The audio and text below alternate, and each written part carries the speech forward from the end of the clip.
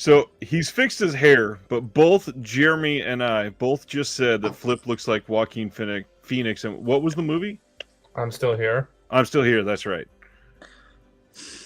Anyone else agree? Because it is a stark resemblance, I think. Did you just do a bunch of cocaine, or what's going on, Flip? I don't feel good. Oh, so you're not trying to do Ryan a goes, impression. Ryan goes, "Are you gonna miss this episode?" And I was like, "What did I say?"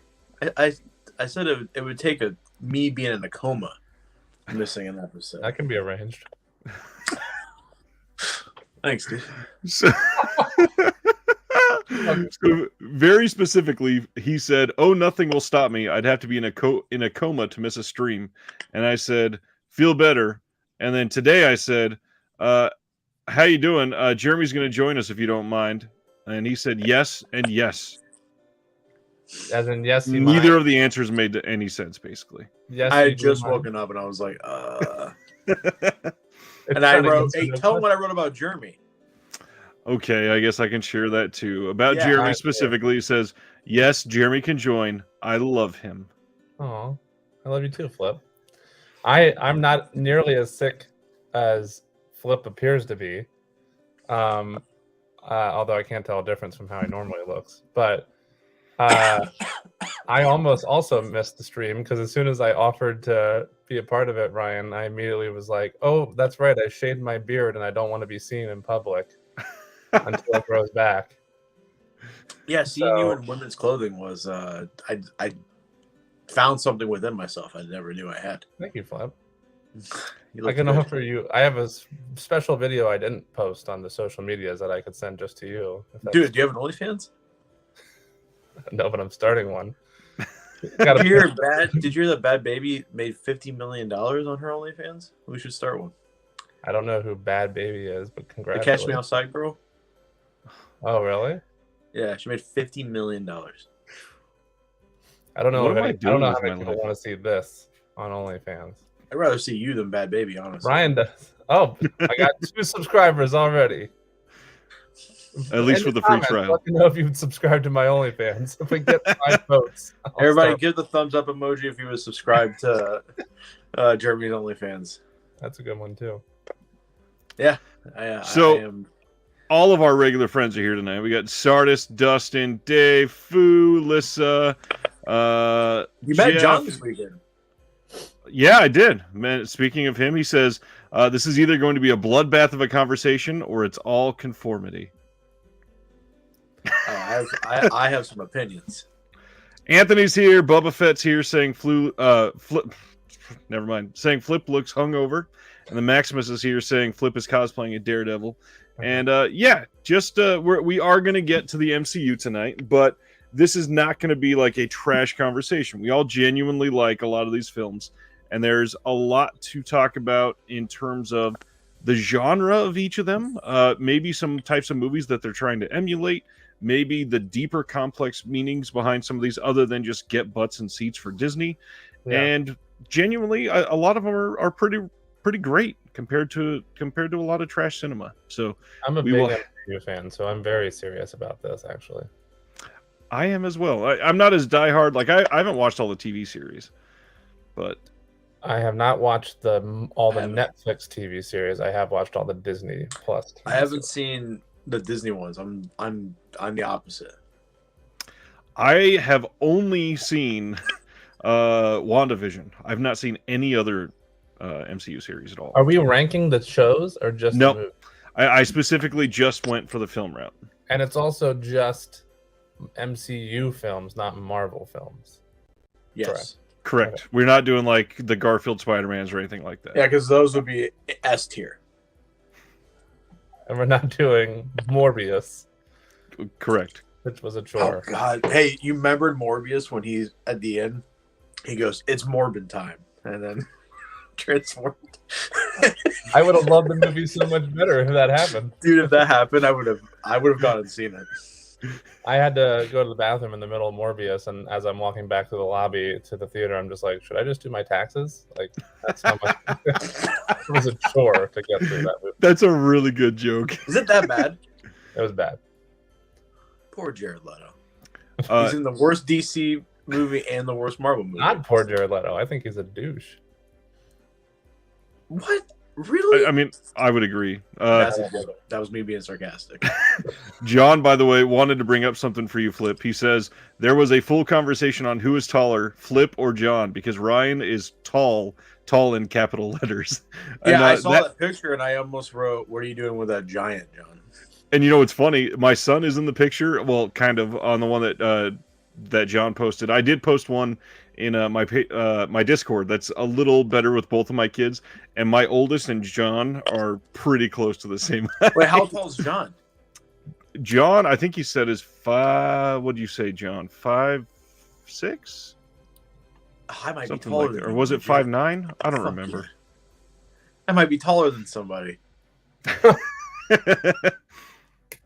Congratulations, Flip. It was felt very harshly when I was on the escalator. Oh, there you go. Oh, He's 5'7". Ugh, I don't know. What are you, Ryan? 6'4"? 6'5". 6'9". With Max a was horse. his- 7'6". Actually, Ryan is just Yao Ming.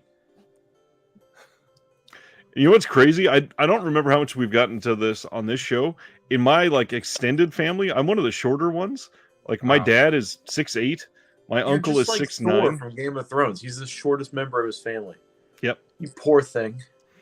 I feel bad when my sisters are hanging out with me and my wife is around because both of my sisters are 6'1" or over, and my wife is 5'7". My dad's So- 6'3". Yikes! Yeah. I have a feeling my oldest is going to be taller than me. Yeah, probably by next year. Wow. When I finally meet you, I'll be like, "Hey, Ryan." You'll be like, "No, that's my son."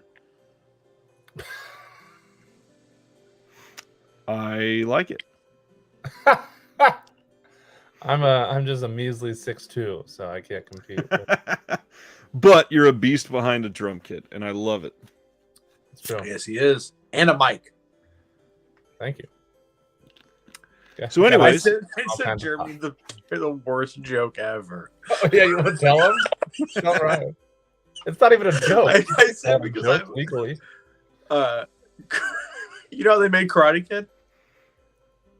Yeah, and then there's Karate Kid 2, and then they did Karate 3. What's next? Karate Kid 4? He sends this to me as a voiced memo, and he's still laughing at it. and it was right at when I didn't get it until I got home at like 4 a.m. from Rocky Horror Picture Show on Saturday, and I listened to it, and I'm like, is it just because I'm really drunk, or is this not a joke? Like, am I missing the punchline? No, you know how funny it'd be if someone went up on stage and that was their joke? Just dead, just serious. Just like, hey, Karate Kid 4? Am I right? Anyways, So, what did everybody watch this week, Jeremy? You've got some fun watches to go over. do I? Rocky Horror Picture Show? Is that what you're Yeah. referencing? Yeah. On Saturday, we went, me and 3/4 of the band, as well as significant others, went to the do they do this elsewhere, right? It's not just Yes, this is Yeah. huge All over in the my area. one of the live watch parties of Rocky Horror Picture Show, where they have like actors running up and down the aisles and acting out the scenes and dressed up and props, and people are throwing shit and singing along while the film plays on the big screen. And most people dress up. I've been to it 2 times prior and had not dressed up. This is my first time going all out and dressing up in Transylvanian. I tried my best to look like Frankenfurter, but You look great. thanks, Flip. I actually wanted to Genuinely, you look go. great. Thanks, Ryan. I wanted to You go have as a great set of Riff Raff. legs on you. Thank you. Yeah, and those fishnets. I wanted to go as Riff Raff because he's kind of my spirit animal from that movie. But Maria, our lead singer of the band, who is also going to makeup school and is very good at it, once she realized that that's what I wanted to do and that she would have to put a bald cap on me and then lay hair, she's like, "We don't have time for that." So instead, we just did a quick shopping trip for some, high top skirt. I thought I was hallucinating when I saw those photos. Yeah. I was like, So it was a blast. It was a total blast. I had fun. I always have fun. I love that movie. I'm one of the people who are huge fans of it. One of those people who are part of the cult following for whenever I first saw it, which I think was in high school. And so yeah, definitely had a lot of fun. Good group of people I went with, and fun to dress up. I've been once, did not dress up, but You should, Flip. I went so I was in football and drama in high school, and the drama kids were absolute weirdos, and they were like, "Come on, let's go to Rocky Horror Picture Show," and I had no idea what it was, and I went. I was like, "Is this Halloween? Like, what the fuck is this? This is awesome!" And then I watched the movie for the first time in that experience, and I was like, "I love this. This is so cool." It's a blast. It's a once. blast. Yeah, it's a rarity. You and Ryan should both come out here, and we'll all dress up. Let's and all go see it let's all together. cross dress, dude. Yeah, it'd be fun. Happily. What else did I watch? I watched, that was the big one, of course. I rewatched Cabin in the Woods because I love that movie, and I bought the Steelbook, the best Nice. book, which looks It's a nice cool. steelbook too. Yeah, it's a real nice Steelbook. And then I watched, I don't know, I watched a lot of television this week, not as many movies. So I'll leave it at that for now. Those are the only two movies I can remember watching this past week. What about you, Flip? I unfortunately found a list of every spaghetti western ever made, and I watched 14 of them this You still week. own a business, right? Huh? You still own a business, right? Yeah, luckily most of them are terrible. So they're bad, like really bad. Just have them on in the background. I am now complete up to Fistful of Dollars. I have seen every pre-Leone spaghetti western. Out of the 14 I've seen, there are 2 that are worthwhile. 2 or 3 that are worthwhile. The rest of them are terrible. The very first one is a comedy. And there's a scene, the humor is not very good. There's one scene, though, where the heroes have like steel pans and the bad guys are shooting bullets and they're like playing tennis with the bullets. They're like hitting them back at the bad guys. It's the only part of the movie that's legitimately good. There is another comedy which starred 2 guys that starred in a bunch of comedies together. They are like the Abbott and Costello of Sicily. They're from the town that my grandmother was born in Sicily, and on the actual island. And I still don't watch heavy metal. I can't find the case. That is an amazing comment, Sardis. That's that's the only way to watch it. But one interesting spaghetti western is that there was a movie that was part of a deal. It was a 2-picture deal. The second picture was going to be extremely low budget, no money to it. But the first picture, they were going to build all the sets, all the costumes. They were going to hire some of the biggest actors in Italy at the time to come and star in this movie. And then the second movie would just reuse the assets from the first movie. The second movie ended up being Fistful of Dollars. The first movie is awful, not good. And then to kind of cleanse my palate, I watched High Plains Drifter last night, and that holds up extremely well. That is a great movie. Have you guys seen High Plains Drifter? I am not either. Nope. You guys should watch that movie going in knowing it's a Hollywood-backed movie because it is dark, it's bloody. The main character he sexually assaults a woman in the first 20 minutes. It's just a dark tale. You had me by at Hollywood. sexually assaulted. Huh? You had me at sexually assaulted. Well, it's just like Now I gotta watch it. He's like supposed to be the hero, and you're watching this, and you're like, "What? Okay, there's something going on. There has to be more to that." But no, he's just a piece of shit who just is getting revenge, and it's really good. I think it's my favorite Eastwood.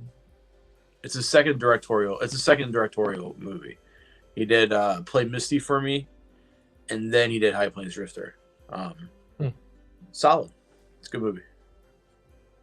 Oh, and Yojimbo and Sanjuro, for me and Fu, we did a podcast. Rewatch those movies. Good. Nice. I Little will say known director. in high school, I had a band called Fistful of Assholes, which we only had one song and then immediately broke up. You guys should have called fisting my asshole. Too literal. Too literal. Fistful And of plus, asshole. we didn't know you personally back then, Flip. That's true. So That's just true. call it third person fisting Flip's asshole. This is a weird conversation for a podcast. My last week, I watched The Sadness. We talked about that last Tuesday, the Taiwanese virus flick. Did you see it yet? Love that movie. Oh, I Oh haven't my watched it yet. god. But I'm going to. I have it in my list. Dude, Download it It is. It's an oppressive film. It's like made me sad. I'm very excited to watch it. It is very well made. I don't love it as much as everybody else loves it. I think it was a very fun movie. It was entertaining as hell, but I don't see it as like a modern masterpiece or anything like that. I'll definitely go back to it though. It's that type of movie where it's fun on a rewatch. And then to continue my super exciting, very uplifting films, I watched Inside, the French extreme film. Love that movie, dude. Oh my god, that movie is so good. So for anybody that's interested, a lot of the French extreme films that are currently on Shudder, that first of all, you can hardly ever find them streaming. They're streaming right now. A lot of them are leaving at Which the end of ones? this week. Inside is there, Martyrs is there, Is Frontiers on there? Frontiers is That's there, a great film. Livid is there, High Tension is there. That's a Wow. good one. That's probably the most popular one, right? High Tension. High Tension, yeah, by far the most popular. That I've seen followed by that and Martyrs. Martyrs, of course. I'll have to watch Inside before it leaves us. Dude, Jeremy. It is spoilers a for Christmas Inside. film, and Yes. it is Yes. it is rather bloody, and Yeah. it is about a pregnant woman who lives alone. She performs a C-section on her, and it shows it in that movie. Wow. I really didn't want to bring that up, just in case people hadn't seen it yet. But yeah, Nah, come on. It's a 20-year-old movie at this part. 20 years old. Can you believe that? I Yes. hadn't seen it, and I was about to watch it. And exactly. And honestly, that's like the coming down from the climax. But the movie is great and tense as hell. And it shows A lot. everything. All right. I'm in. Awesome. And then followed that up with a watch again for me, my first time watch for my wife with Christine. I love John Carpenter's Christine. I think it holds up very well. Except I think it was Maximus that made the comment on my letterbox.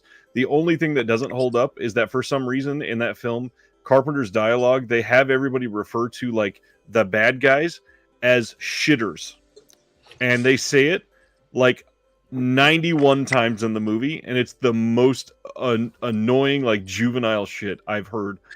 And I just totally forgot about it until this rewatch. So I'm gonna start calling all my enemies. Oh, that shitter! And that's literally how they talk about it. Like, get out of my face, you shitter. When people call a restaurant, they're being assholes. I'm We like, all do it. What's up, shitter? Thanks for calling Filippo's House of the Shitters. Going over what people in the chat have watched. Jeremy, did you see The Northman yet? Oh, I did, but I watched it last week. I went to an advanced screening with Robert Eggers. Of course. I almost And, went last night. Decided against it. I feel terrible. What'd you think last week? I liked it a lot. It's not this is certainly not meant to be a negative towards it, but it's my least favorite Robert Eggers film thus far. He only has 3, including this, but All that does is speak to his abilities primarily. it's my least favorite of his, but it's still terrific. Yeah, still definitely a huge epic, and definitely the one he had the most money behind for sure. Right. I heard they're marketing it, especially that last trailer, as like a dude bro movie. I heard it's not that at all. So No. dudes that go in. Have you not seen the latest trailer? I haven't seen the latest trailer. The latest trailer is him jumping onto the guy on the horse, killing him, slitting another guy's throat, and then headbutting. Then it cuts to another scene of him headbutting somebody. And then in the it's background and is playing 5G. And then they literally use reviews that say "sick as fuck" in the trailer. And what's playing in Dope. the background? That was a joke. I said Five Finger Death Punch is playing in the background. Oh my god. Bad company. Those things happen, but yeah, it's a pretty typical revenge plot with a Robert Eggers twist. As that is the best way I can describe it. It's a Robert Eggers film, but the plot, the driving plot, is a pretty through and through revenge story. Now, I read that the studio had final cut. Did it feel like that? Did they? I believe that's Robert what I read. Eggers I read that otherwise, they had final cut. I think he literally said the exact opposite during the Q&A. Really? Okay, good. Yeah. Jeff says, watch Duel to the Death, one of Flip's favorites. Beyond the Time Barrier and Terrifier, everybody's favorite. There's a movie called Duel that just came out that I couldn't speak highly enough about, that I really enjoyed. I've heard Duel is amazing. Riley Stearns, who did Faults and Art of Self-Defense, and that also just came out this past weekend, I believe. Yeah. And I went to. Is this a good year for movies so far, Jeremy? So far, there's not there's a lot of movies that I really like. How do I word this? Good year for movies, as in there has been some really strong ones, but not an abundance of good ones. If that, my list so far, I think is only 6 or 7. Everything, Everywhere, All at Once. Number 1. Is it really that good? I love it so much. I saw it 3 times already. Holy shit! That's coming out on Blu-ray soon, right, Ryan? Not only that, it's coming out in 4K too. It's coming out on Blu-ray already. It's not. No, the date's not till early June. Oh, I thought it was next week. Oh, my most anticipated release news that Ryan shared with me the other day is that Eternal Sunshine's getting a 4K from Kino. Yeah. That's my finally got a date on that. And that's one of those weird ones. They announced that last March, and then due to the pandemic, it got stuck in the labs in Europe or something like that. And all of the I think it was color timing that really delayed everything, and they were waiting on them to get done with it, and they finally got everything ready to go. Oh, thank goodness. Do you know if there is is the only difference? I mean, 4K is obviously great, of course. I know Ryan loves it, and has been persuading me to shift. But is there also any new special features that you're aware of? We have not got any of the special features announced yet. Because of the date, I imagine that we will be getting the release details for that this weekend, probably. Oof. Very exciting. Did you see Foo said Batman 2 got announced today? No, I did not. What for Batman 2? It supposedly got officially greenlit. Oh. Speaking of announcements, Bubba Fett says, "Hey Flip, are you excited about the 88 films releasing of Tiger Cage 1 through 3, Righting Wrongs, and On the Run?" Oh yeah. If you're in those circles, those have been known for a hot minute. But they got leaked forever ago. I love the way you said the actor on Tiger Cage posted that was going to be a 4K box set. It looks like that's not true. Unless it's coming from someone else in the U.S. Well, yeah, unless it's coming through from someone else. But I'm excited. I cannot believe Frank Jiang is doing commentaries on almost all those. That's fucking insane. That guy is doing nonstop work. Literally. And he has 2 jobs. Jeremy. What? He keeps changing his name. Dustin says, "I've been watching a bunch of Shaw films lately in honor of Flip." Maximus watched the 4K of Flesh Eater from Vinegar Syndrome. Lissa watched Saw X or 10. I don't remember what the branding on that was. And then Noroi the Curse. We've talked about that a lot lately. That's a good movie. Noroi. Dave is working his way through the Underworld films. The last Underworld movie, the Blood one or whatever, Taylor and I had just started dating the day before, and then I went and saw that with my best friend Ryan. I have 2 best friends, Ryan. I have a Filipino Ryan and a white Ryan. Which one am I?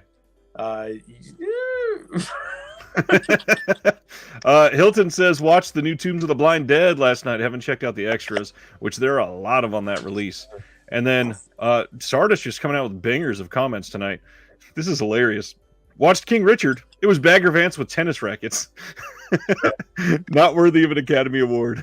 No. Academy Award. Certainly not. It's not worthy of an Academy Award or Academy Award.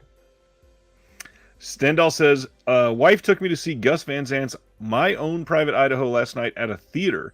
First time watching me, River Phoenix was really good actor, and Udo Kier's Dare Adler singing scene was fantastic. Rest in peace to my brother River Phoenix. Yeah. Really sad when he died. Where are you located that was playing in the theater? I'm curious. Yeah, that is Idaho, maybe? Perhaps. Just because it's in the title. Yeah. It's Idaho's claim to fame. We got this movie and potatoes. Foo says, High Tension has a severed head blowjob scene. Of course it's popular. See, I don't remember that part. That sounds cool. That sounds real neat. Let's see. Nice to see Batman 2 officially announced earlier today. And then, yeah.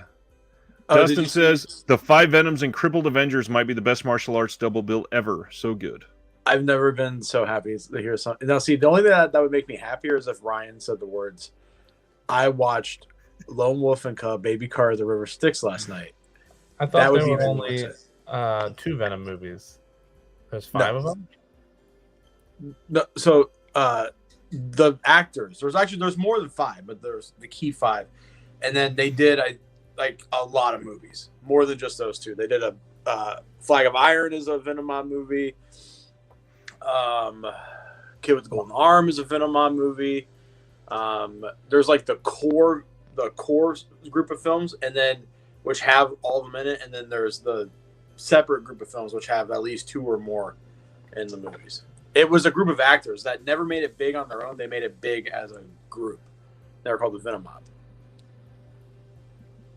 Okay. Stendhal answered and says, by the way, if anyone is in MA, the College Corner Theater where they were last night is playing Mike's Audition again on midnight, May 14th. Saw it there a few years back. Is Tom Hardy in all 5 of the Venoms? God damn it. They announced the 3rd one today. And if they don't call it V3NOM, I'm going to be pissed. Oh, yeah, they better. So I want to get Flip excited with this question. I don't know if you saw it yet, but Jeff asked this in Discord earlier, and I told him to wait and ask you. Can Flip recommend any wuxia similar to Duel to the Death? I love the more complex, layered story. Ooh. I would say One Armed Swordsman and then sequel Return. Actually, no, just do the whole trilogy. The trilogy's great. More story-based stuff. Anything prior to One Armed Swordsman is pretty story-focused. Temple of the Red Lotus is pretty story-packed. Ryan, look up Shaw Brothers Dragon Saber, because I want to get the exact name down. There's a trilogy of films. Also, there's a movie called Water Margin that's part of a trilogy with Delightful Forest and I want to say the Heroic Heaven's Sword. Is that what you're looking for? Yeah, Heaven's Sword and Dragon Saber. There's 2 movies. It looks like Heaven's Sword and Dragon Saber, Heaven's Sword and Dragon Saber 2, The Hidden Power of Dragon Saber. Yeah, so the first 2 are direct storyline sequels, and then the 3rd one is like a retelling. Shaw does that a lot, where they'll have a hit and then they just redo that hit because the 2 One-Armed Swordsman movies are connected, and then there's the new One-Armed Swordsman. I would definitely recommend Heaven's Sword and Dragon Saber. Water Margin is part of a trilogy that's really good. If you want more crazier stuff, like the crazier action stuff, Bastard Swordsman 1 and 2 and Holy Flame of the Martial World are 3 of the most craziest things ever put to film. It's wild. Are any of the ones that you just mentioned, none of those are out recently, right? No. The only one that got an official release out of those are Bastard Swordsman and Holy Flame of the Martial World. But yeah. I mean, if you want more like woos, like not like no. Speaking Shaw Brothers specifically, look at King Hu. Just look at his entire film and his entire filmography. He did Come Drink With Me, which got a release from Arrow. Touch of Zen, Dragon's Den, both on Criterion. He's done Legend of the Mountains, The Fate of Lee Khan, Raining in the Mountains. Fate of Lee Khan's got a release from Film Movement. The other 2, I think, are on Eureka. But his are very plot-driven, most of them have a female lead, but still have some really tight action pieces. But yeah. Oh, also, Siddle said the Coolidge Theater. I misspelled that. The poster I have is from the Coolidge Theater. Last year they did Samurai Summer, and it's got 13 Assassins, Yojimbo, 7 Samurai, Lone Wolf, Sword of Doom, Blind Woman's Curse, and Lady Snowblood on it. It's great. The sunglasses, huh?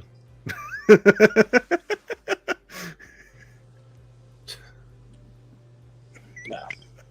You're Sean, come on. No. What about any pickups? Jeremy, you got anything recently? I just read Jeremy's fucking thing. I want to come to visit Flip and try his pizza. I can send you one frozen. Oh, I'll accept. Pickups, I got that Cabin in the Woods steelbook that I mentioned earlier. I got I'm not doing this for the joke. My eyes are killing me. Flip, you go first. I need to go check what my pickups are. Death Wish 2, 4K.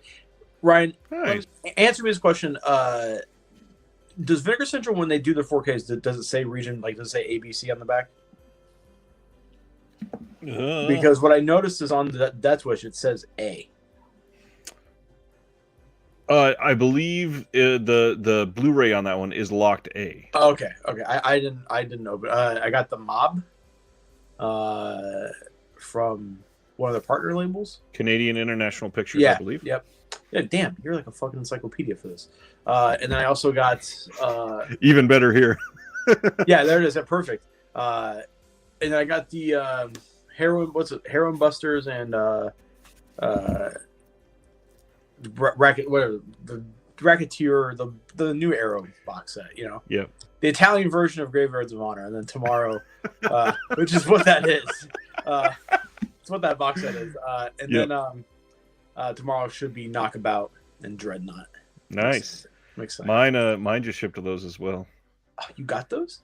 I did. Are you gonna watch them this year? Maybe. Speaking of things I'm going to watch this year, my 3 that I'm going to highlight, since my Patreon already saw all these, I'm really excited to watch this. If I remember right, I think Jeremy really liked this one. Great Jeremy, did you movie. like this one? Yeah, it's my 3rd favorite movie of last year. I have That's a what I hat thought. that says "Come on" on it. I picked that up too. Yeah, definitely text me what you think of that one after you watch it. For sure. And then Flip has been getting into Giallo more, and I wanted this version of this movie primarily because it had the documentary on one of the bonus discs. So I got the Tenebrae Steelbook from Synapse that they put out a few years ago. And there's a documentary on here called Yellow Fever, The Rise and Fall of the Giallo. That's a good title for because you could really think that's about something else. Yep. And then one that I am probably going to be forcing my wife to watch here soon. I say that just in jest. She will watch anything I show. The Proposition in 4K. This release from BFI. Is that the box set? This release is incredible, dude. Like, this is the first one from BFI that looks so good. I mean, really good poster, nice, long, thick book, and then 4K, of course. It's one of the most violent Westerns ever. Nice 2-disc release and everything. Closest things we'll get to Cormac McCarthy's Blood Meridian, which is my favorite novel. Nice. Have you guys read that? I've never read any McCarthy. I like McCarthy, but I haven't read that one. It's pretty violent. There's a lot of scalping of engines in that movie.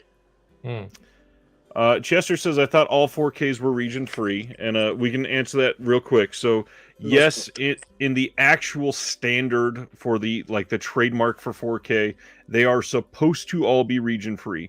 At the moment, there are 4 releases worldwide that have ever been released region locked on 4K, and they used some backdoor method. It was not supposed to be allowed to be region locked.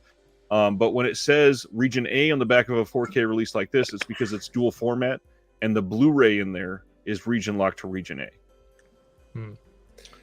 John says, "Don't I fear a Tenebrae 4K soon?"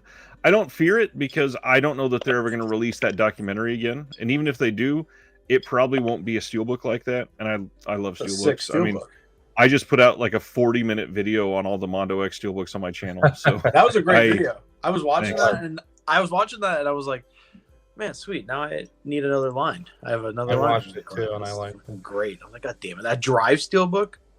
It's beautiful. Woo. I got that Cabin in the Woods one. I couldn't find it when I ran out to the living room quick, but I got the Kino Man on the Moon. Ooh, nice. I love that movie. I picked up season 2 of Eli Roth's History of Horror.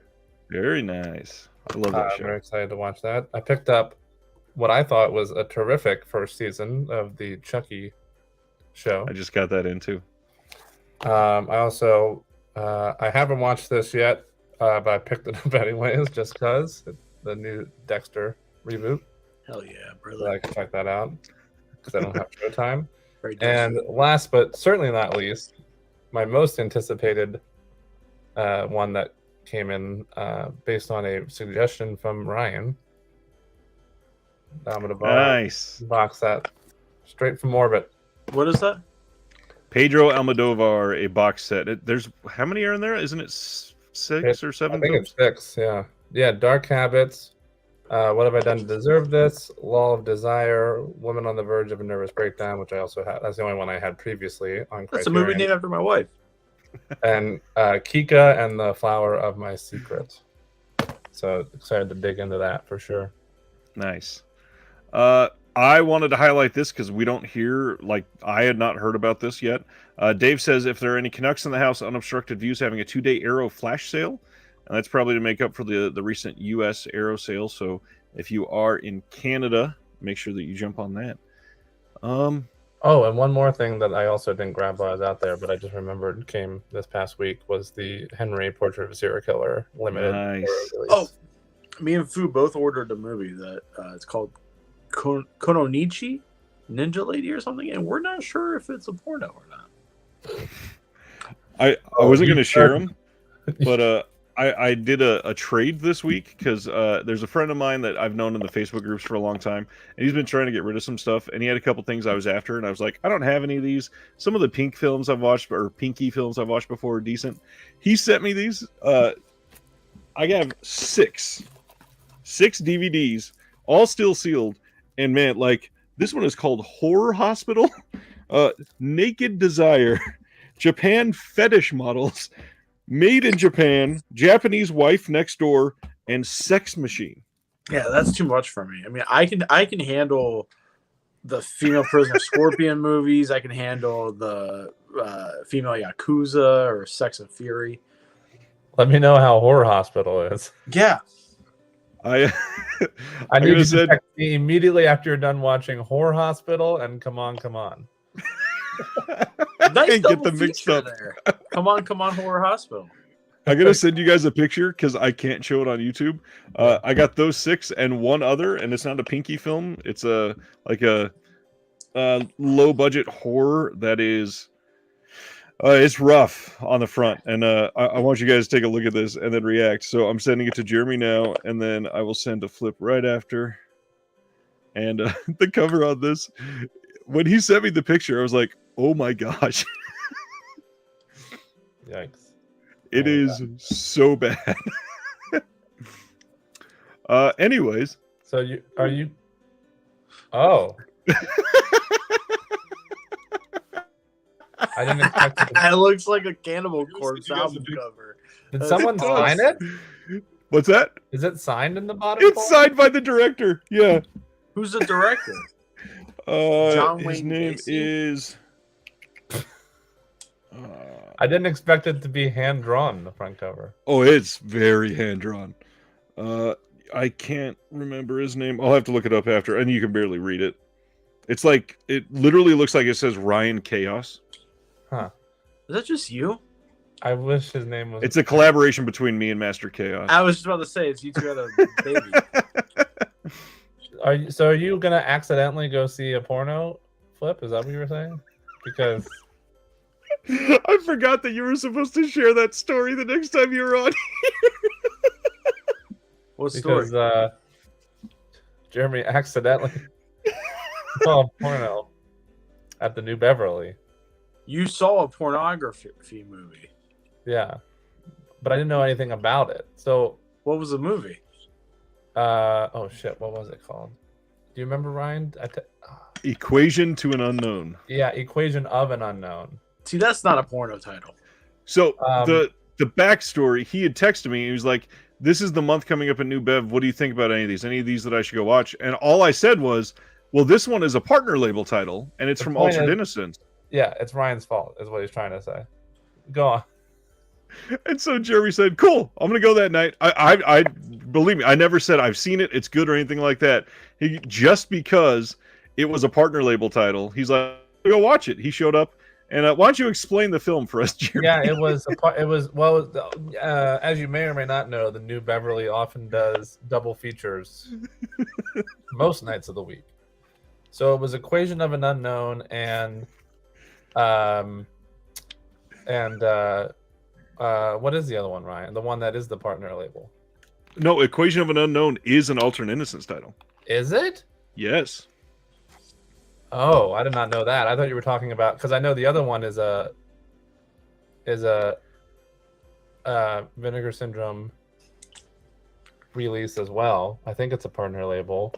I don't remember what was tied with it or linked to it with the double bill, but yeah, Altered Innocence, they primarily release like queer cinema that is usually like coming of age films. Straight up pornos. Is it a hardcore porno or like a softcore? Oh, it's hardcore. Hardcore, And- full penetration? Not only that, he didn't even go the next step further. I'm going Supposedly, to finish the story. I'm just trying to figure out what that other title was. go ahead. the other I'll one- try looking it up.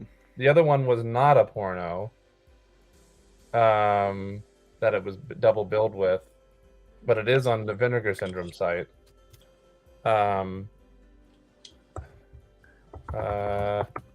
We should start this tier list soon. It's 42 minutes into this. No, I'm good. This is hilarious. Go ahead. Beverly. Oh shoot! What was the?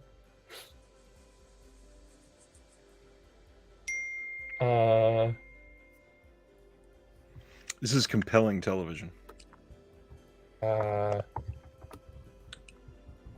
just gonna find out what the heck the other one. Oh, here we go. Knife Plus Heart. That's what it was. And that's a good movie. Yeah, I like Knife Plus Heart. Did you like the Not a big porno? fan of Equation of an Unknown. So Ryan. So okay, and so I didn't look at anything about it because I trusted Ryan, and also there's been a bunch of double features I went to where I went in blind, which usually ended up being fun. And I usually end up really liking the movie, or sometimes I'll only know one of the two in the double feature, and I just won't look up anything about the other one. I'll be surprised. So I rush straight from work to the New Beverly, and I figure, okay, well, if I miss the first couple minutes of Equation of an Unknown, that's fine. And so I go in, I get my snacks at the concession stand and everything. I walk into the theater. I maybe missed about 10 minutes because I was coming straight from work. Walk in, immediately what's on screen is two dudes just 69ing each other in a locker room on like a fence.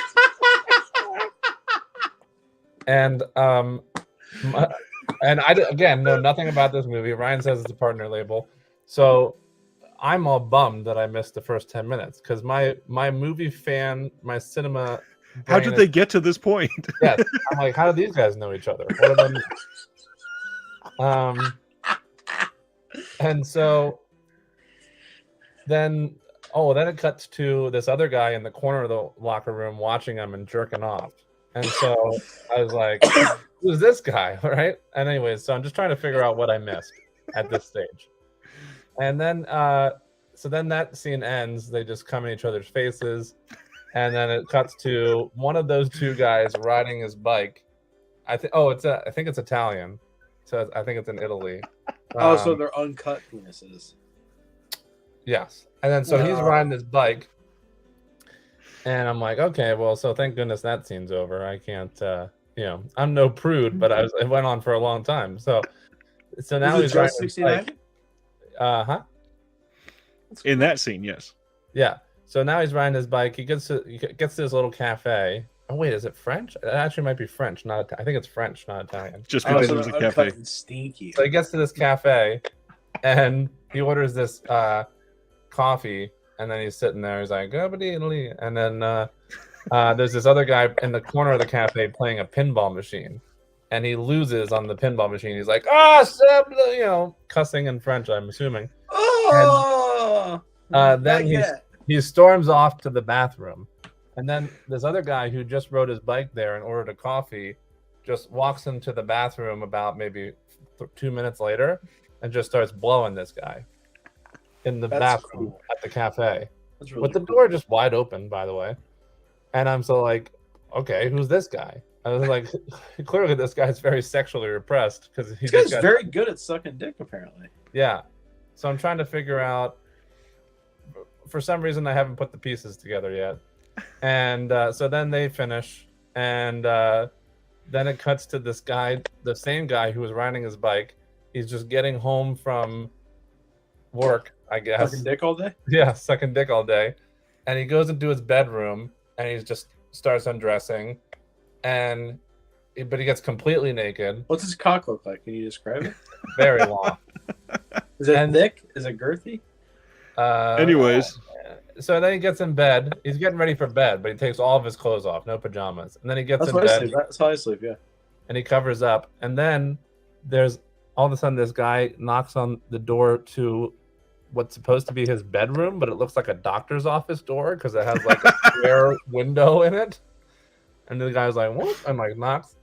And then he comes in, and the guy doesn't even wake up who's in bed, but this other guy comes into his bedroom, just takes the sheets off, and just starts stroking his cock. That's awesome. He's like, did he spit love first, you. or was it dry?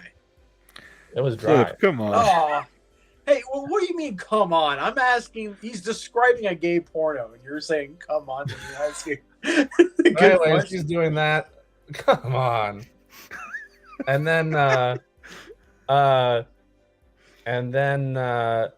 he comes. Anyway, so about the third blowjob scene, I realized, this is a gay porn. And I until then I had been trying to put the pieces together, and then at that point I realized, there is no story. So it took you 3 blowjob handjob scenes to piece together that this was a gay porn? Correct. And not only that, he walked in and had everybody staring at him as he came in late to a gay porn with a handful of like junior mints and popcorn. Nobody was staring at me, although because it was the new bev is very dark when the lights go down, the movie starts. So I'm thankful of that. But it was, So that's what I was about to say, not the trench coat part. I couldn't tell because it was too dark, but it was a sold out theater is the answer to that question. How many people sit in the new Bev? 12. Just kidding. Was Pee Wee Herman there? God damn you. So I don't know how many, maybe 100. It's not a small theater.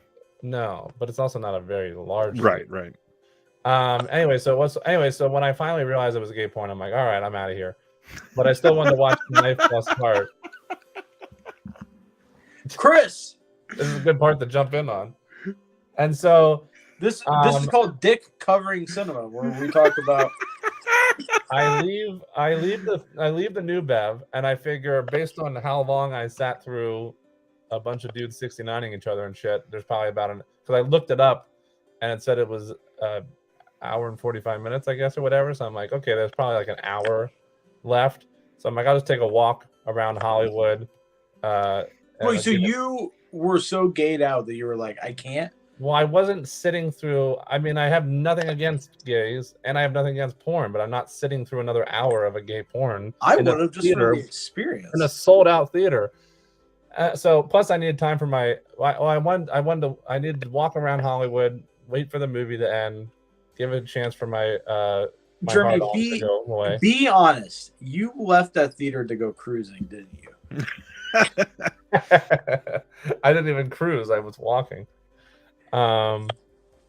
Anyway, so I got back to the New Bev and I thought it would be over. And I walked in. I've heard it all before with this last name. I walked in right in the grand finale where they're having a big, massive orgy, and there's like a bunch of dudes jerking off onto one other dude. So it's a bukkake. Yeah, and so I sat and watched that. Does he swallow it at all? I don't know. I was mostly like looking down at my junior mints, as Ryan said. Anyways, the strangest part to me, again, no offense to gays, no offense to porn. I love both of those things, but not together. After it was over, everybody cheered as if you just watched. People literally clapped and cheered when it was over, as if we just watched Goodfellas. And then there was a brief intermission before Knife Plus Heart started, and when Knife Plus Heart started, half the theater was empty. More than half. More than half of the people were there just for this gay porn and left and didn't stay for Knife Plus Heart. And Knife Plus Heart is genuinely a great movie. Yeah. Yeah, so absolutely. I've been waiting for the sword fight scene. I would have been like, Jeremy, we're going to miss something gold. We got to stay. Oh my God. If I would have went with you, Flip, I would have been jerking you off in the theater.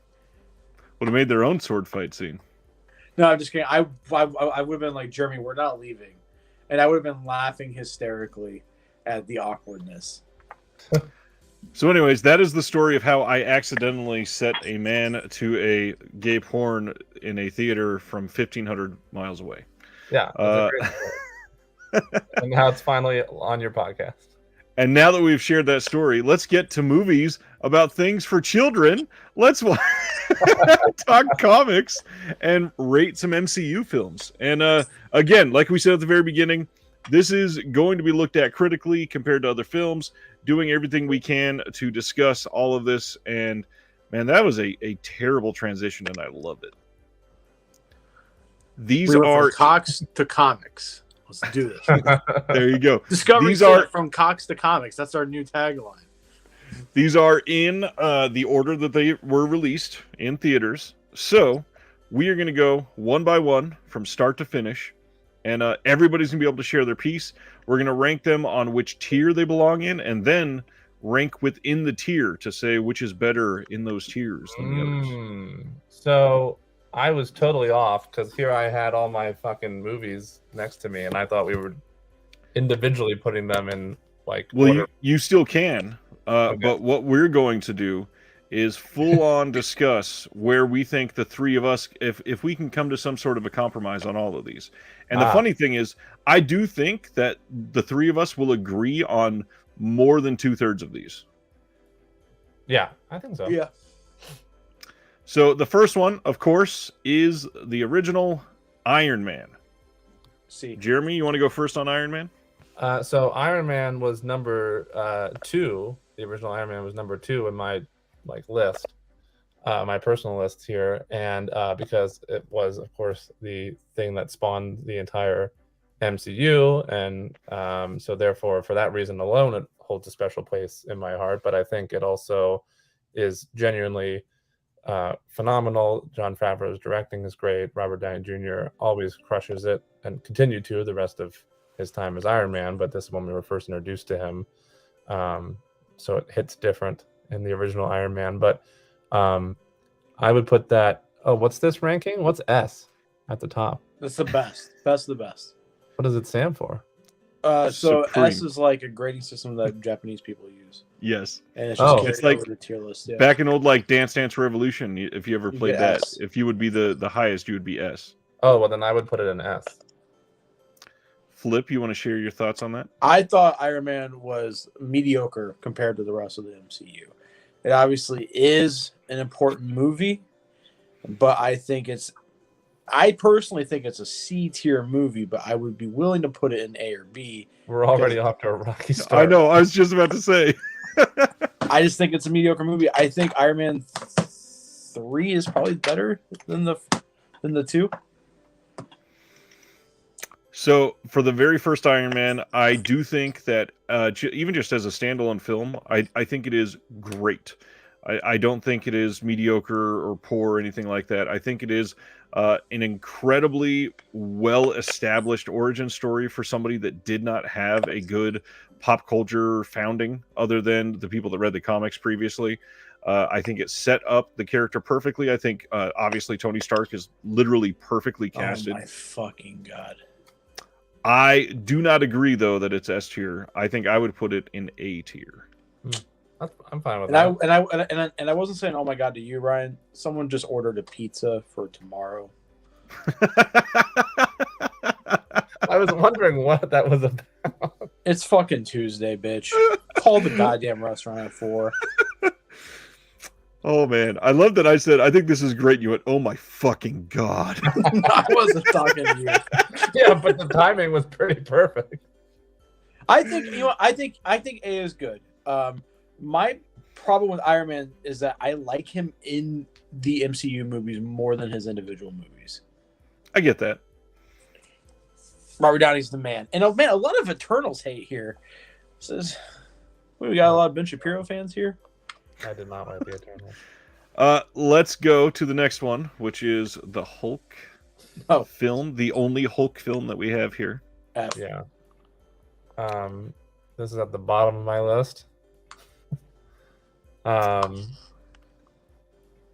don't know. Do we have to put stuff in the F category? I don't think it's so bad that it's in. Huh? No, we don't have to. The entire F could be blank if we wanted it to. All right, I'd put it and that's the thing. I don't think it is a god awful film. No, I just I'd think put it in compared D. to the rest, it is far below. Yeah, I guess I'd put it in D personally. It's at the bottom of my list, but not like an F. What do you think, Flip? I mean, D or F is where it belongs. It's not a very good movie. It's not, like Jeremy said, it's not terrible. It's not Thor Dark World terrible, but it is not good. I personally really like Tim Roth, and I think that it's there's some decent parts of it, but ultimately, I think it might be the most forgettable of the MCU films for me. It ain't Ang Lee's Hulk, that's for sure. Yeah, that's true. And I don't know if I shared on here. I think I did, but I was a sheriff explorer when I was a teenager to keep me out of trouble. And they filmed a lot of Ang Lee's Hulk in this area near my hometown. And while they were filming, they built a fake gas station that they were going to explode. And I was on the set for a couple days trying to help out, doing some security stuff. And I don't remember what it was. They ended up handing out something from the set to everybody. And my parents threw it away. So thanks, guys. Oof. Yeah. That's a sad story. That's worse than my walking into a gay porn theater story. That's a good story. Either way, there's happy endings. Iron Man 2. Ooh. Iron Man 2. I put that in. I was almost going to say B, but I'm fine with C if that's really where Flip wants to put it. What do you think, Ryan? Flip is proposing C. I personally was going to say C as well. I'm fine with C. I have a little more of an affinity towards it because Sam Rockwell is my favorite actor of all time. He's incredible. I completely agree. I think that he is easily the best part of the second one, other than the actual, like the car racing scene is pretty damn well made. But yeah, other than that, it is, yeah. It is. Who says they had Ryan removed from the Hulk set because he was bigger than the Hulk? How old were you during the fucking filming of that movie? 16. They hired you for security? Yes. As a child. I realize how terrible that sounds now. They hired a child. Oh man, awesome. Yeah. So Iron Man 2. I think that the whole is it Monaco where they're racing. I think that scene is pretty well done. I Mickey think Rourke's a solid villain though. Which one? See, I kind of disagree there. I really hated him in that film. Who? Mickey Rourke. Oh, I can take him or leave him. Well, I'm going to leave him. Let's drop that in C. Actually, and that leads us. Go ahead. I kind of feel like it's a D movie. Leave it in C. C, okay. It's not. We can Hulk put it at the in D. bottom of C later. Okay. Yeah. What about the first Thor movie? And actually, before we answer that, John says, how many times do you all rewatch the MCU? I've only seen 80% of them once. Oh, Majority one time, the movies I really like more than once. correct. I agree 100% with Flip. Although I have a friend who had not seen any of them, who we started diving in, but we only got as far as it's an ongoing process because he's not readily available all the time. But we've gotten as far. Anyways, I started rewatching them with him, so I have started rewatching them from the start in order. But we were only maybe about halfway through, roughly, not even.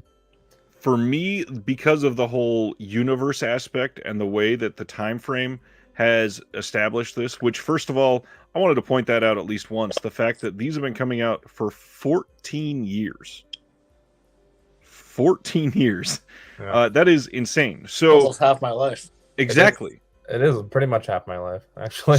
So based on that aspect, the first like 8 I've probably seen like 3 times because I saw them in theaters and then I'd watch them all again leading up to like the release of Civil War or the second Captain America film because somebody wanted to go see the next one in the theaters. Yeah. And so I'd watch all of them with them. Yeah. But by nature of that, the like movie number 20, I've only seen once, guaranteed. Yeah. However, I agree actually 100% with that. The earlier ones I would have rewatched the most in the same manner, leading up to new releases. But I will also say that the majority of these, probably at least half, definitely not any that are in the C or D tier, probably, but I've seen multiple times in theaters, like when they first did come out. So that's already multiple viewings. Like No Way Home, I think this past holiday season I saw like 5 times when I was back visiting family with different friends. Jeez. And Infinity War, when that came out, I remember leaving the screening and just walking right into another one because I loved it so much. So 2 times right in a row, same night, opening night. So yeah, the majority of these I definitely saw at least twice in theaters when they first came out. And speaking of D tier, that's where the first Thor movie should be. Before we get to Thor, I wanted to share Sardis as well. I've only watched about 6 of these, not much input from him. However, decades from now, these will be known as Golden Age superhero films.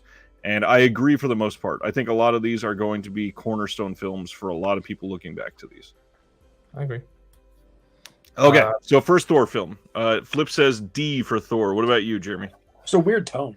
It's a weird, tonally, it just doesn't fit the rest of the MCU, in my opinion. I like it more than most people. I would put it in C.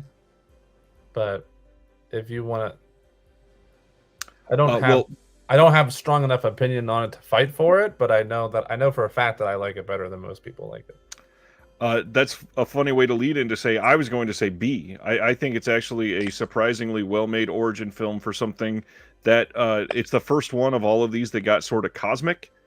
And it is really pretty. Obviously, the CGI in the first one is way better than you expected it to be going into it. And I think that it is sort of an odd tone, but compared to some of the other ones that are even more odd, it fits right in, I think. And that's primarily because the Thor character is just jovial. There's a lot of humor related to him. I agree with all that. Should we meet in the middle with C then? I think that sounds smart. Okay. And now we're probably going to start getting to some controversy for some things.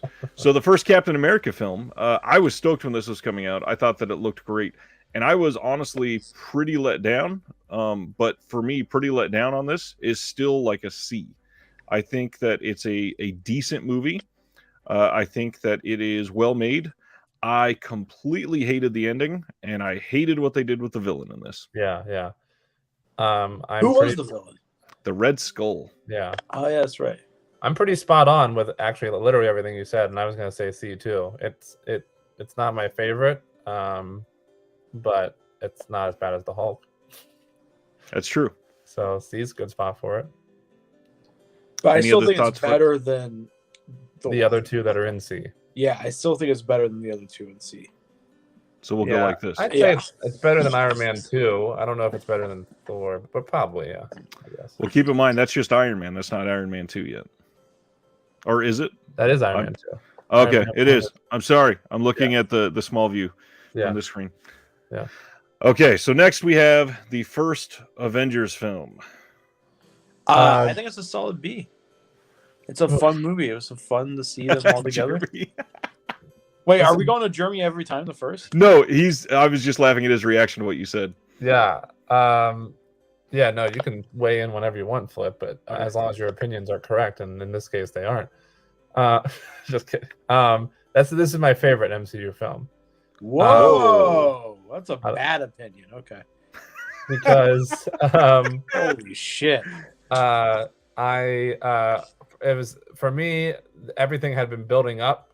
It's more of a, it might not be the best film, even, or like as a movie or even content wise, but emotionally for me, resonating wise. Well, first of all, I really like Joss Whedon. I know maybe not necessarily as a person as of recently with some controversies that have come out, but I really like him as a writer director, and Buffy the Vampire Slayer is my favorite show of all time. So I was stoked that he was writing it and directing it. And I think he did an amazing job with it. But more importantly, I think at the age I was when this all started, and after these first couple films that we just went over came out, it had all been leading to this moment where they finally all come together in one film for the first time, which was exciting is not even the word for it for me at that age. Oh, I was pumped, dude. I was like, I've always liked, not that I don't like a good origin story, but I've always liked, even as a comic reader as a kid and now, I've always liked the ones where they're all kind of working together. Team-up stories. Yeah. So for me, it was a momentous occasion of a film, and for me, it still holds up, and I just really like it for a lot of different reasons like that. So it's my favorite out of.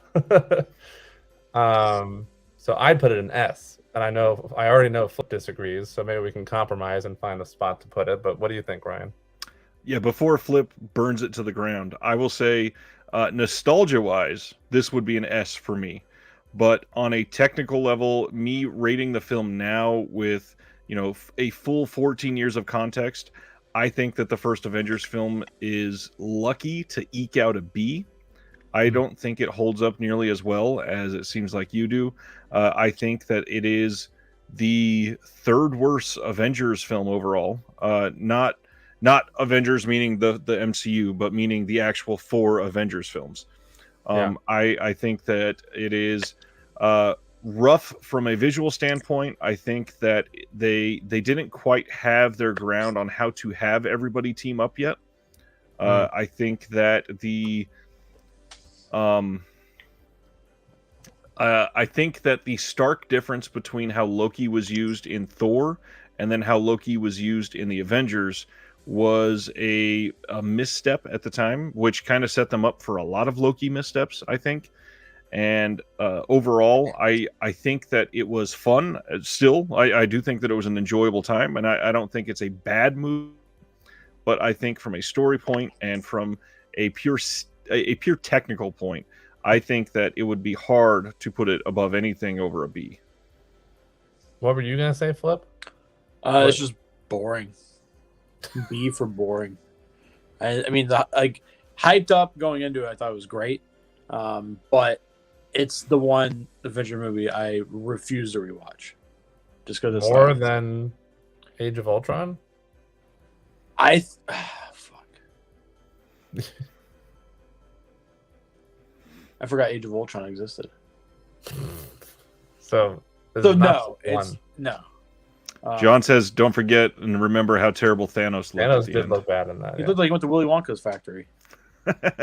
Um, I think B or A is fine for this. I think it should be B.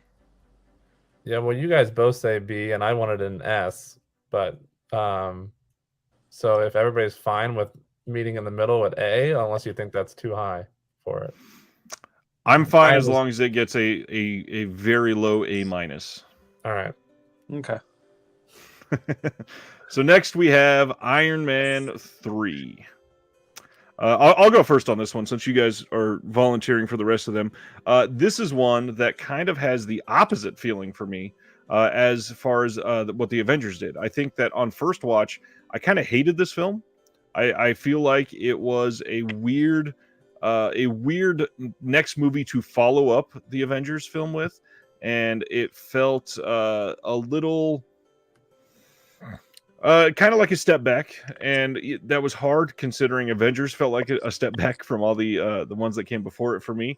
But overall, on rewatch, this one has leapt up for me. I think when I first watched it, I probably would have said D, and now I think I'd probably give it like a solid B. I think that it's the second best Iron Man film. I think that it is pretty well made. I think the story's good, and the big thing is it genuinely has emotional touch points in it, which a lot of the other Iron Man films, they didn't. I mean, they had them, but they weren't as established and didn't pay off as well as the ones in Iron Man 3. It's been a while since I've rewatched it, so it's hard to say if I disagree or agree with the rewatchability of it and it jumping up higher on my list.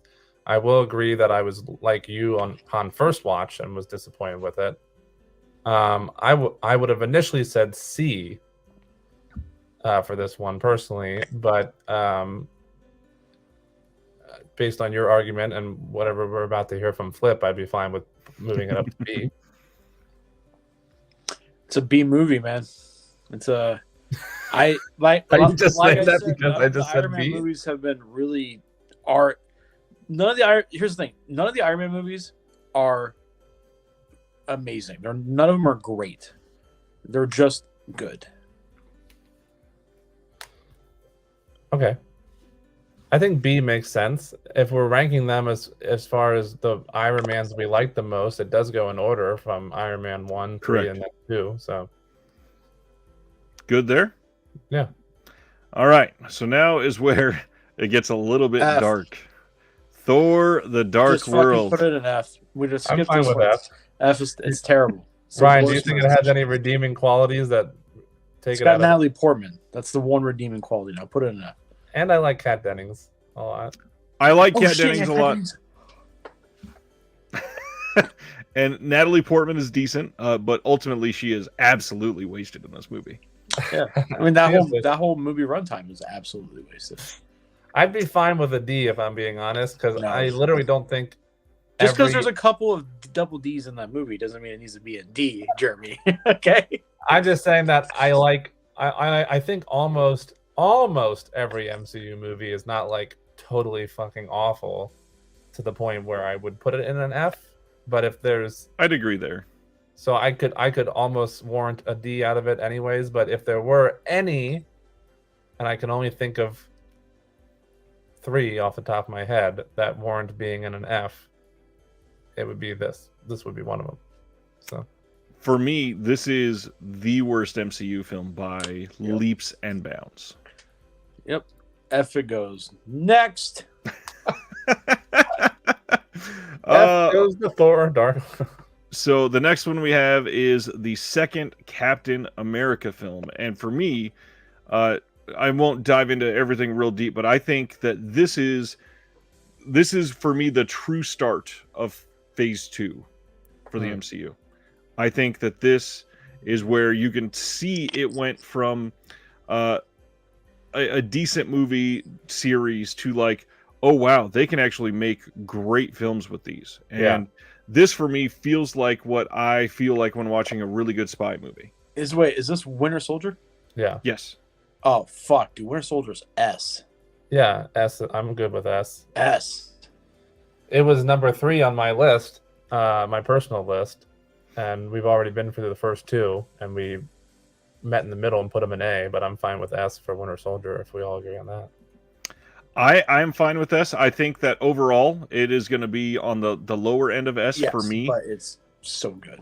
Yeah. Yes. And I'll just throw out there there's a handful of scenes that make this movie incredible. Obviously, a reason to go to the elevator scene first and foremost. It is acted amazingly. The action in this movie is great, but I think the thing that made this the first like amazing Marvel film is that the stakes were not the entire world is about to explode. They made everything smaller, and that made you care about everybody a hell of a lot more. I agree. All right. So the next is the first group that we see from here, Guardians of the Galaxy. And Cat Stevens. Cat Stevens loves Guardians of the Galaxy. Flip, you want to go first on Guardians? I think it's the lesser of the the two Guardians movies.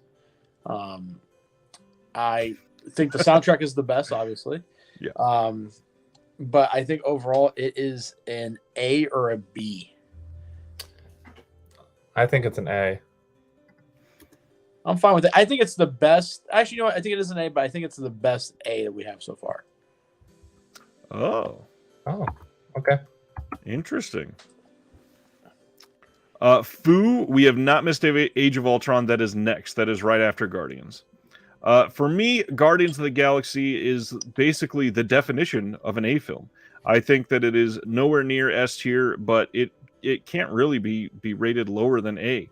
It is fun. It is memorable. It is an introduction to a whole team of characters done in a way that is meaningful. You actually get time with each character and find out who they are. It establishes some really good, interesting ideas with like Drax and Yondu and all these random planets that you're going to for the first time. I think that it is a very pretty film. I think that it is really well made. And I absolutely agree that this is an A. As far as if it's the best A that we have so far, I don't know about that, but we will rank that after we get them all on the field. Yeah, I'd agree with the epitome of an A movie, because it may not have the emotional complexity or nuances of like Winter Soldier and some of the other ones that'll end up being in the S's, but it's just fun. It's just right. It's just straight up fun. Anything James Gunn touches is just fun. Especially little boys, apparently. Apparently, according to Flip. So next up is the one that Fu alluded to. Avengers: The Age of Ultron, the second Avengers team-up film. And the big thing is that we added Ultron, voiced by James Spader. Who I remember thinking, wow, what a great choice. F.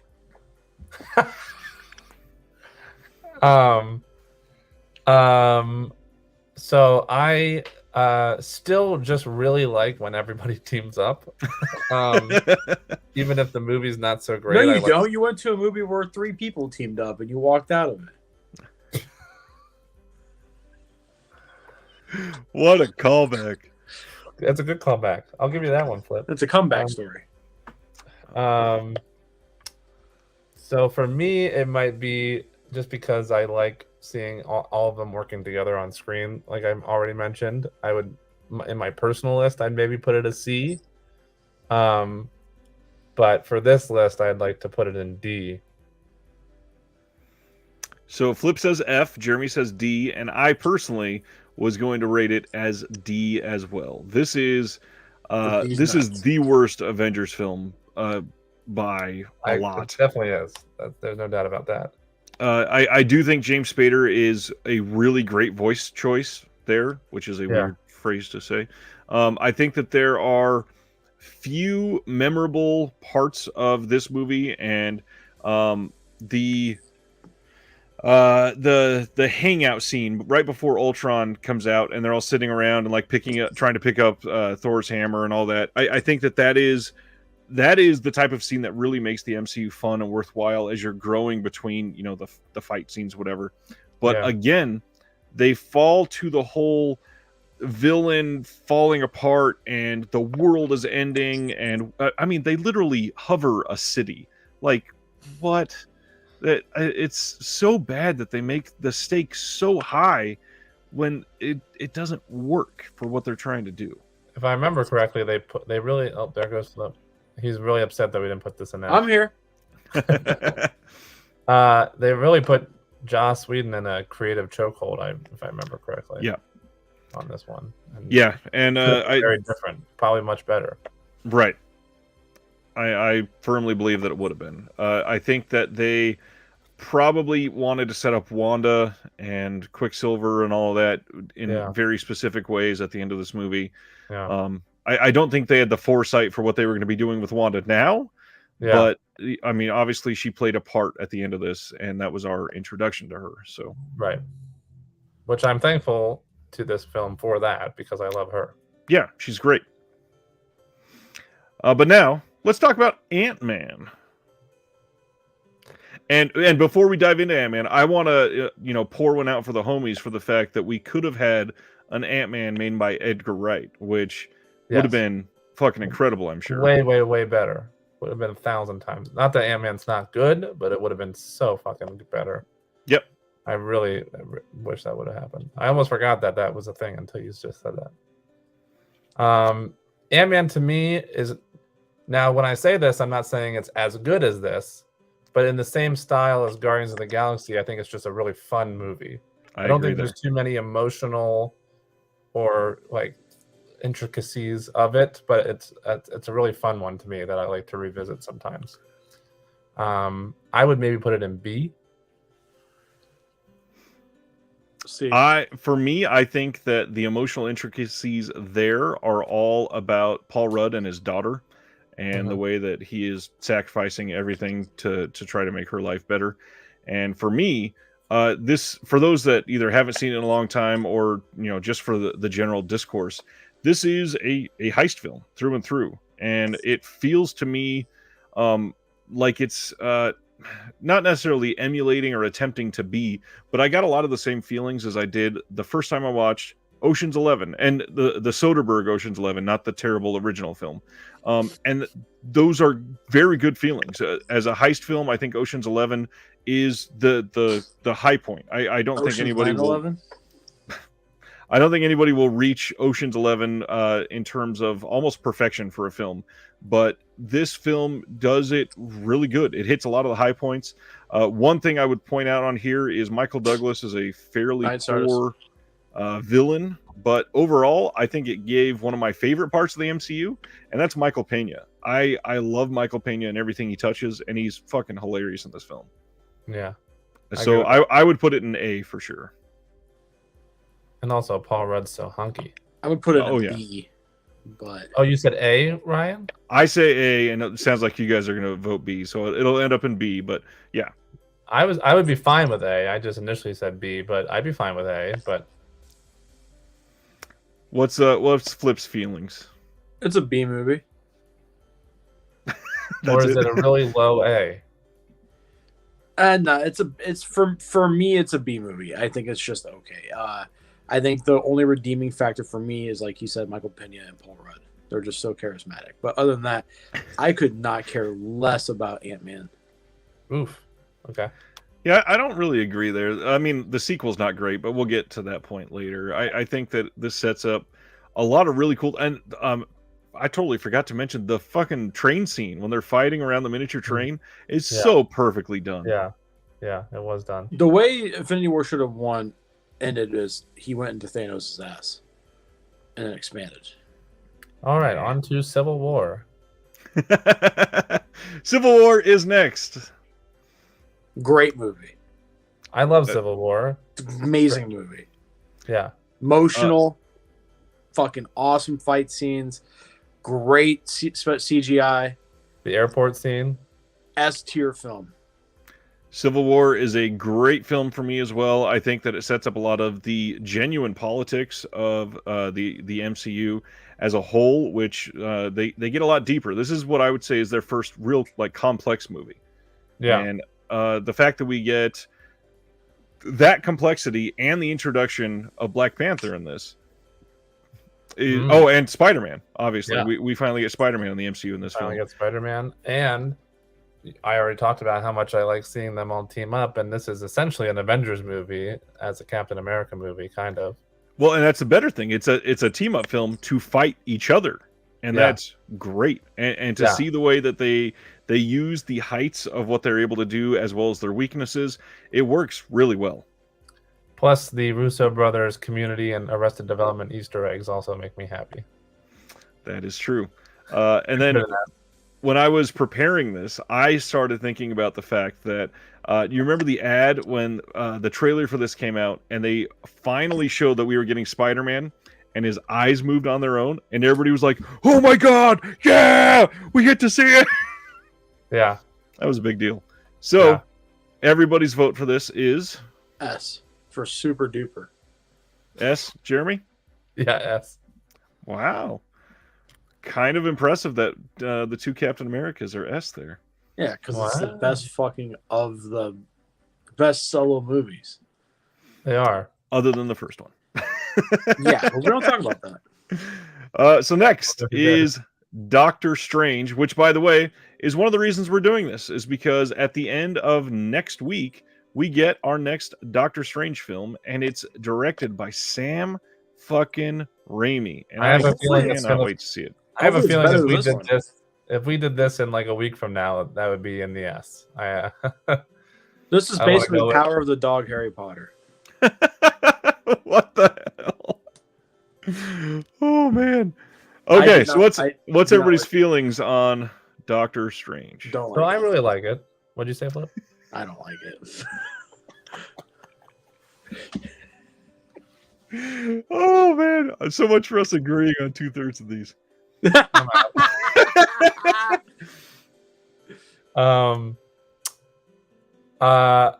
It's not, I would I'd maybe put it in B or C. I don't think it's A or S worthy, but I liked all the magic stuff and I think it's a good origin story for Doctor Strange. Yeah, all that stuff. That stuff's awesome. Really good. Really good movie. Real awesome, Flip. Oh man. Flip, did you want to share your feelings on this one? It's just, I mean, when I say really bad, I meant B or C. It's a mediocre movie. It's not that good. I don't like Benedict Cumberbatch in this movie at all. I think the supporting cast is much better than him, especially the chubby Asian guy. Forgot what his name is, but he's awesome. Benedict Wong. Two Benedicts in this movie? Oh my god. I also am not a big Cumberbatch fan as a person or in this movie. But what's wrong with him as a person? Because he's kind of an asshole. Well, I mean, in Power of the Dog, he liked it in the asshole. So, but yeah, it's all right. I'm not a big Benedict Cumberbatch fan to begin with, but him playing a fucking billionaire or a multi-millionaire asshole, and then like finding himself through a pseudo Eastern religion was just kind of like, ugh. Did not like it. I mean, it is very comics rooted. Everything that happens is very rooted from what actually happened. Not everything from the comics need to be, brought over, like Squirrel Girl. Well, give it enough time and they'll probably get there. I mean, I'm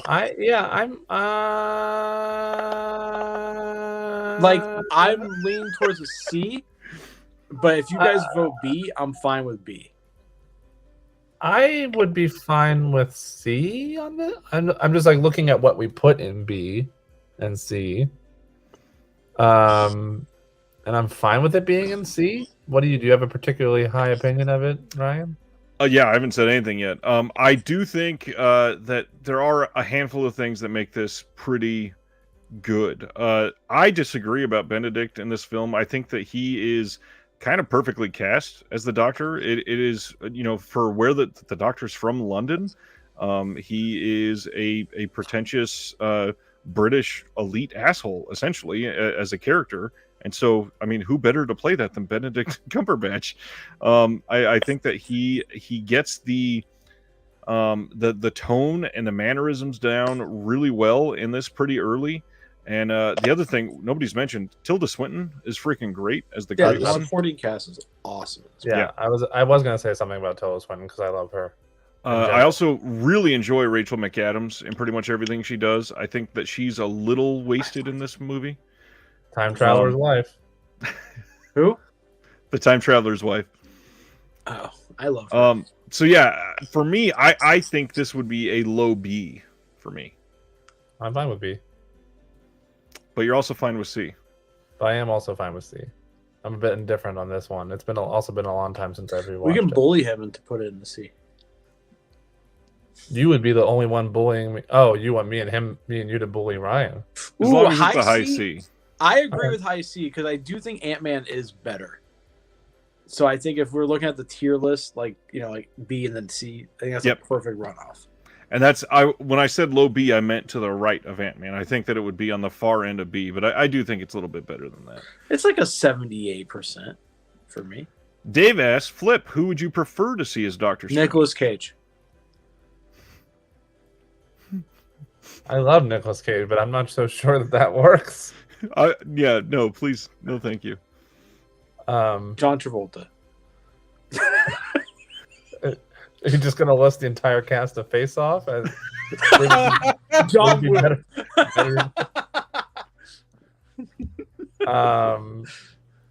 Yeah, maybe you convinced me that he's good, Ryan, with what you said earlier. I don't know. I've heard a lot of horror stories about him, but maybe he's a good Doctor Strange. Scolder like that. And then Stendhal says the time loop trick he did on Dormammu at the end was great. There's a lot of really great sequences in this film. I think that just overall, it sort of missed the mark. Right. And it's hilarious to say that as we're talking about it could be a B. So I mean, even a lesser MCU film can still be great. Yeah, really. There's really only like looking at this list. There's only like 3 that we actively kind of dislike. Yeah. There's at least one more of these that is going to be on my actively dislike film. Yes. Yeah, for sure. There's about 5 of them left for me that I actively dislike. For me, there's at least one. Maybe I think 2. my favorite's gonna really fuck with all of you. We know. Either way, let's just keep going. So next is Guardians of the Galaxy 2. Hey, baby. Awesome movie. Famously, we get a whole lot of Kurt Russell in this movie. Yes. Love this movie. I don't think it's as good as the first one, which I know Flip disagreed. I still think it's great, and I still think it's fun as shit, and I still think it's an A, but I think it's not as good as the first one. It's awesome. I mean, if you put it right next to the first one, that's fine with me. Yeah, I'm fine with that. And this is where I cause the controversy, because I think this is about a mid-C type of film. Whoa! Dun, dun, dun. What the fuck? Hated a lot of this movie on the first watch, and it actually got higher to a mid-C for me on rewatch. Do you not like fun? Jeremy, dun dun dun. I love it. Well, first of all, I love Kurt Russell, and I do like that he's in this more. I think that they overcomplicated things to the point that they did not need to for this. I think that the focus on the side characters in the Guardians was a great choice. Like, there's so much Mantis in this. There's so much Drax. That's so great. I'm so glad they did that. But a lot of it just does not work for me. I will happily concede to the majority, though, and put it up in a. We can put it in B. Okay. If you want to meet in the I'll middle, follow with a high B if it's the first B in that list. Yeah, I'll give you a high B then. That makes sense to me. That's good. Hello. Why won't you move? There we go. There we go. Okay, so next is the first Spider-Man film, Spider-Man Homecoming. So Spider-Man may be my favorite comic book superhero from childhood till now. I like all of the Spider-Man movies that ever existed. I think Tom Holland is a great Spider-Man. Not as good as Garfield, but good. Good. And I really like all of these. there's a particular order I would put them in. But I think Homecoming's great. I would put it in B, I think, personally. So for me, the way that you alluded to Garfield, I would say, and I have a pick like this for Batman as well. I think Garfield is the best Spider-Man. I think Tom Holland is the best Peter Parker. Oh, I can get behind that.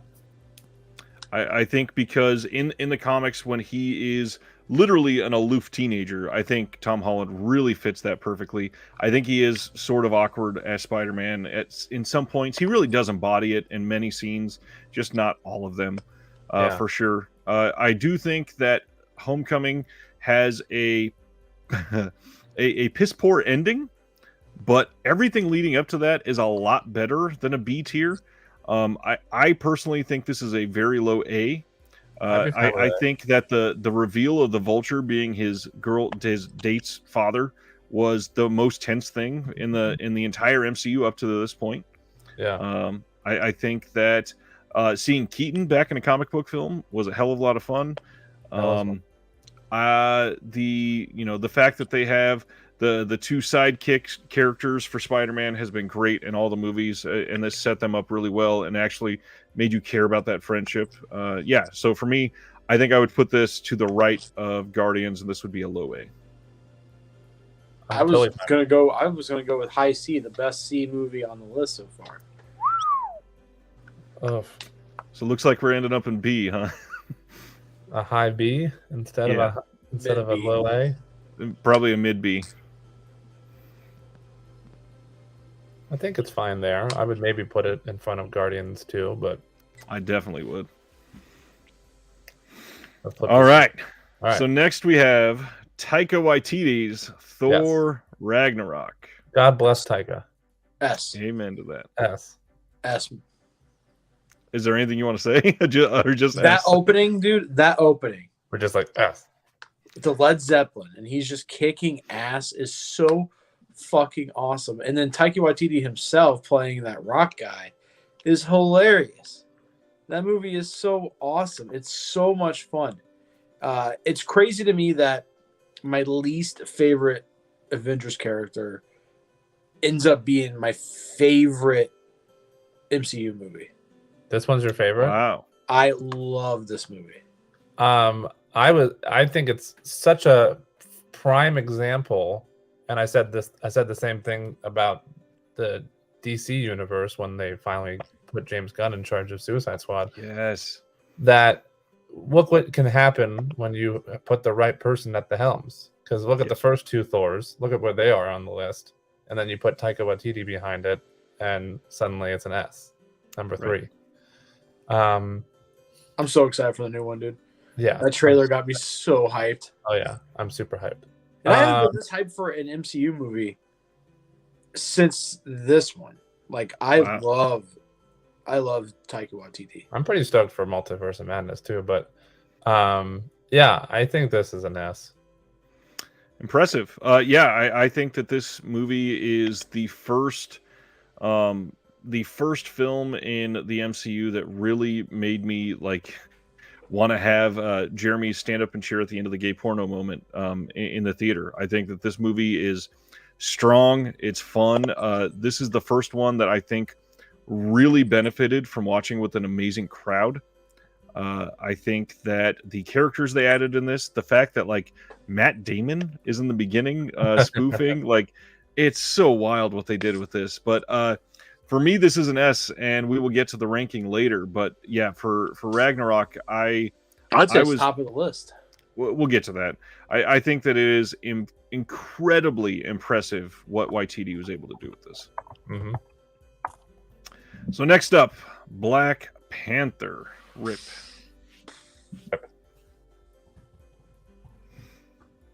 Any thoughts first, or should I go?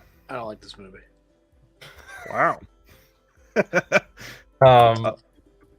I don't like it as much as everybody else does because it's got so many rave reviews and was even nominated for Oscars and things.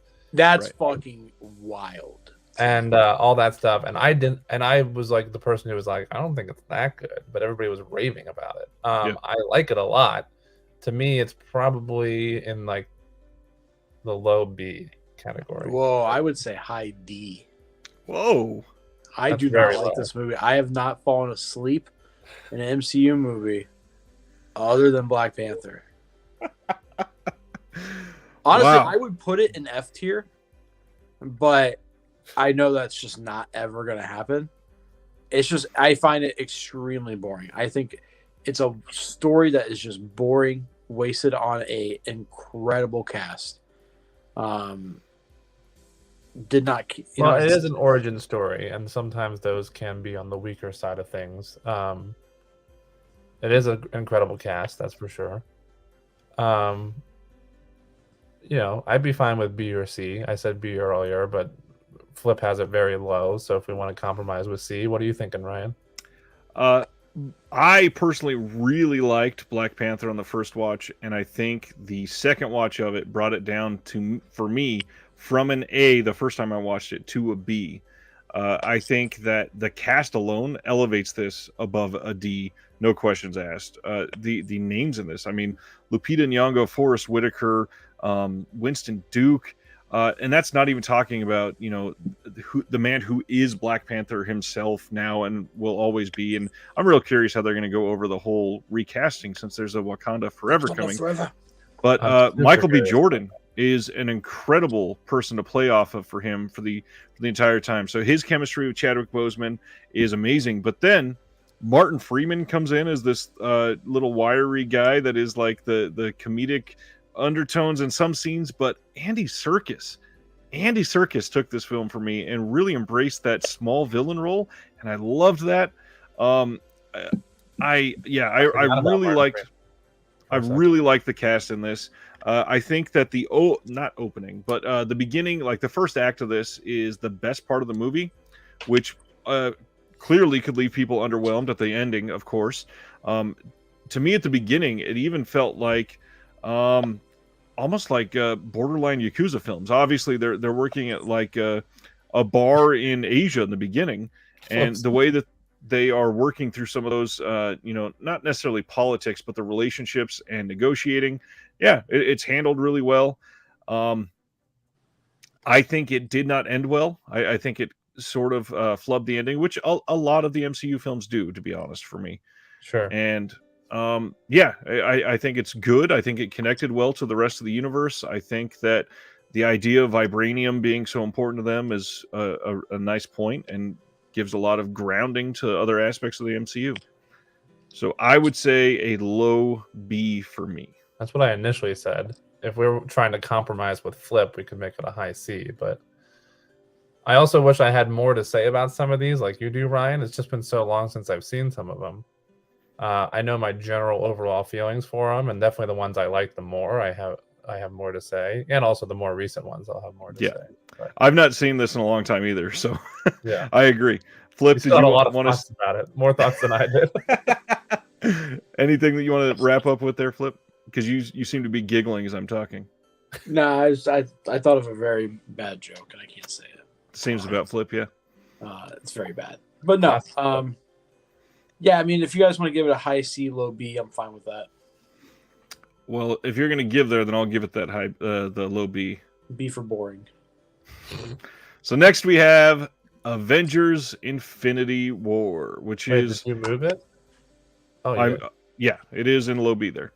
Avengers: Infinity War is next, and this is the Act 1 of our culmination of the Thanos storyline that we've been leading up to since 2012? I think it was.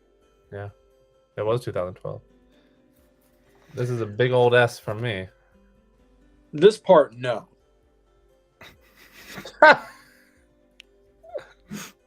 I personally am one of those people that still groups Infinity War and Endgame. But it's a together. very high A, so I will concede with the S.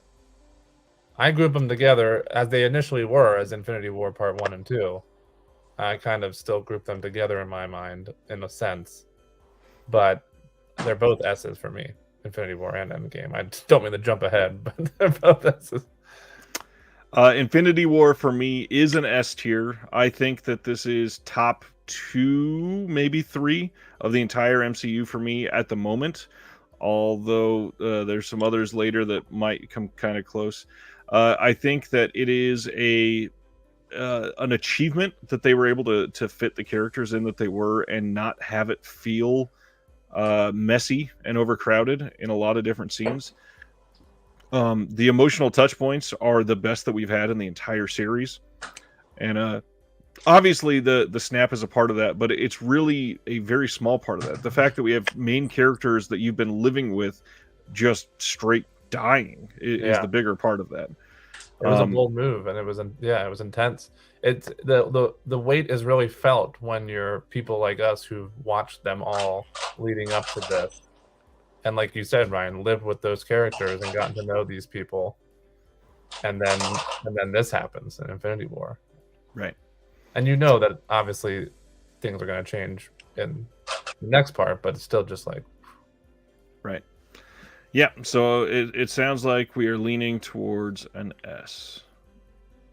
So now that brings us to Ant-Man and the Wasp. And I feel like Flip has some thoughts on this. F. It's fucking terrible, I couldn't even get through the sentence. F. Just fucking put it and go. F for Flip.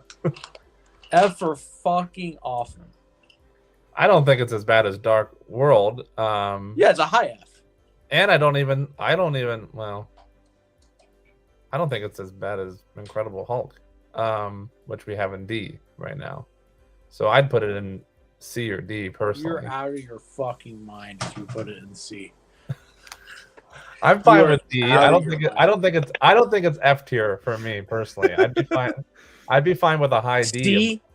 You're out of D your above Hulk. I don't think it's worse than Hulk. You put that puppy up.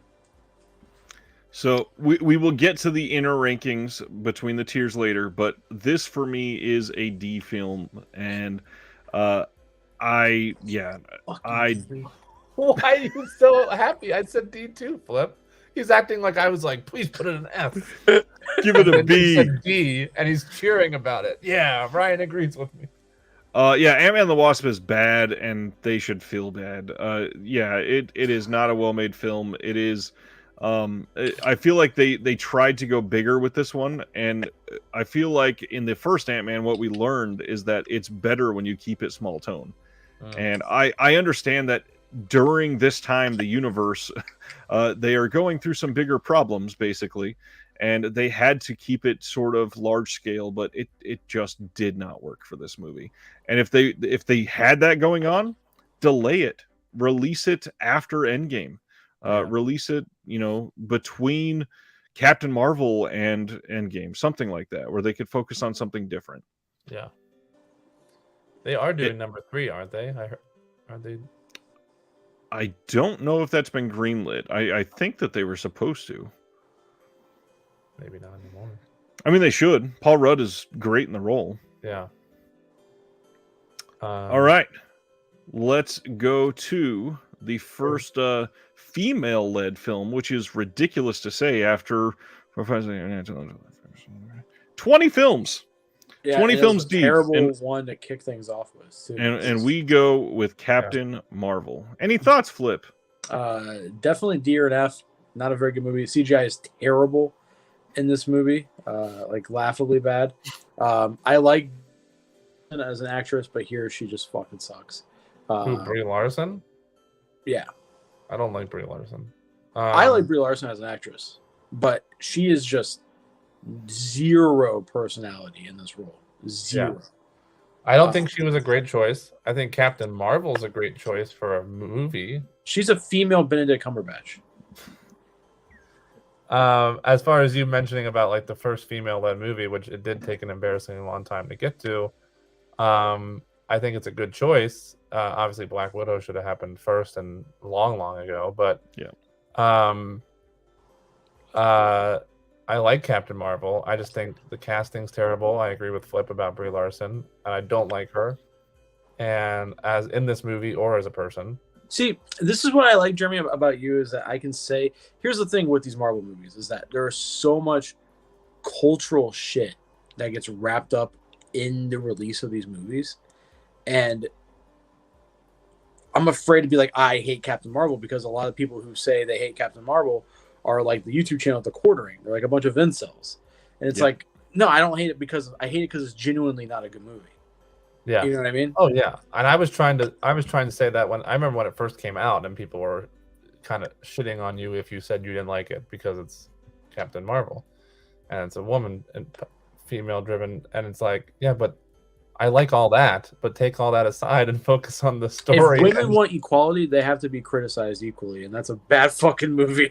So I didn't like it. I like the 80s references in it. And 90s, not 80s. 90s. Obviously the infamous blockbuster at the beginning. But I don't know. I just I put it in D, like the low D, probably.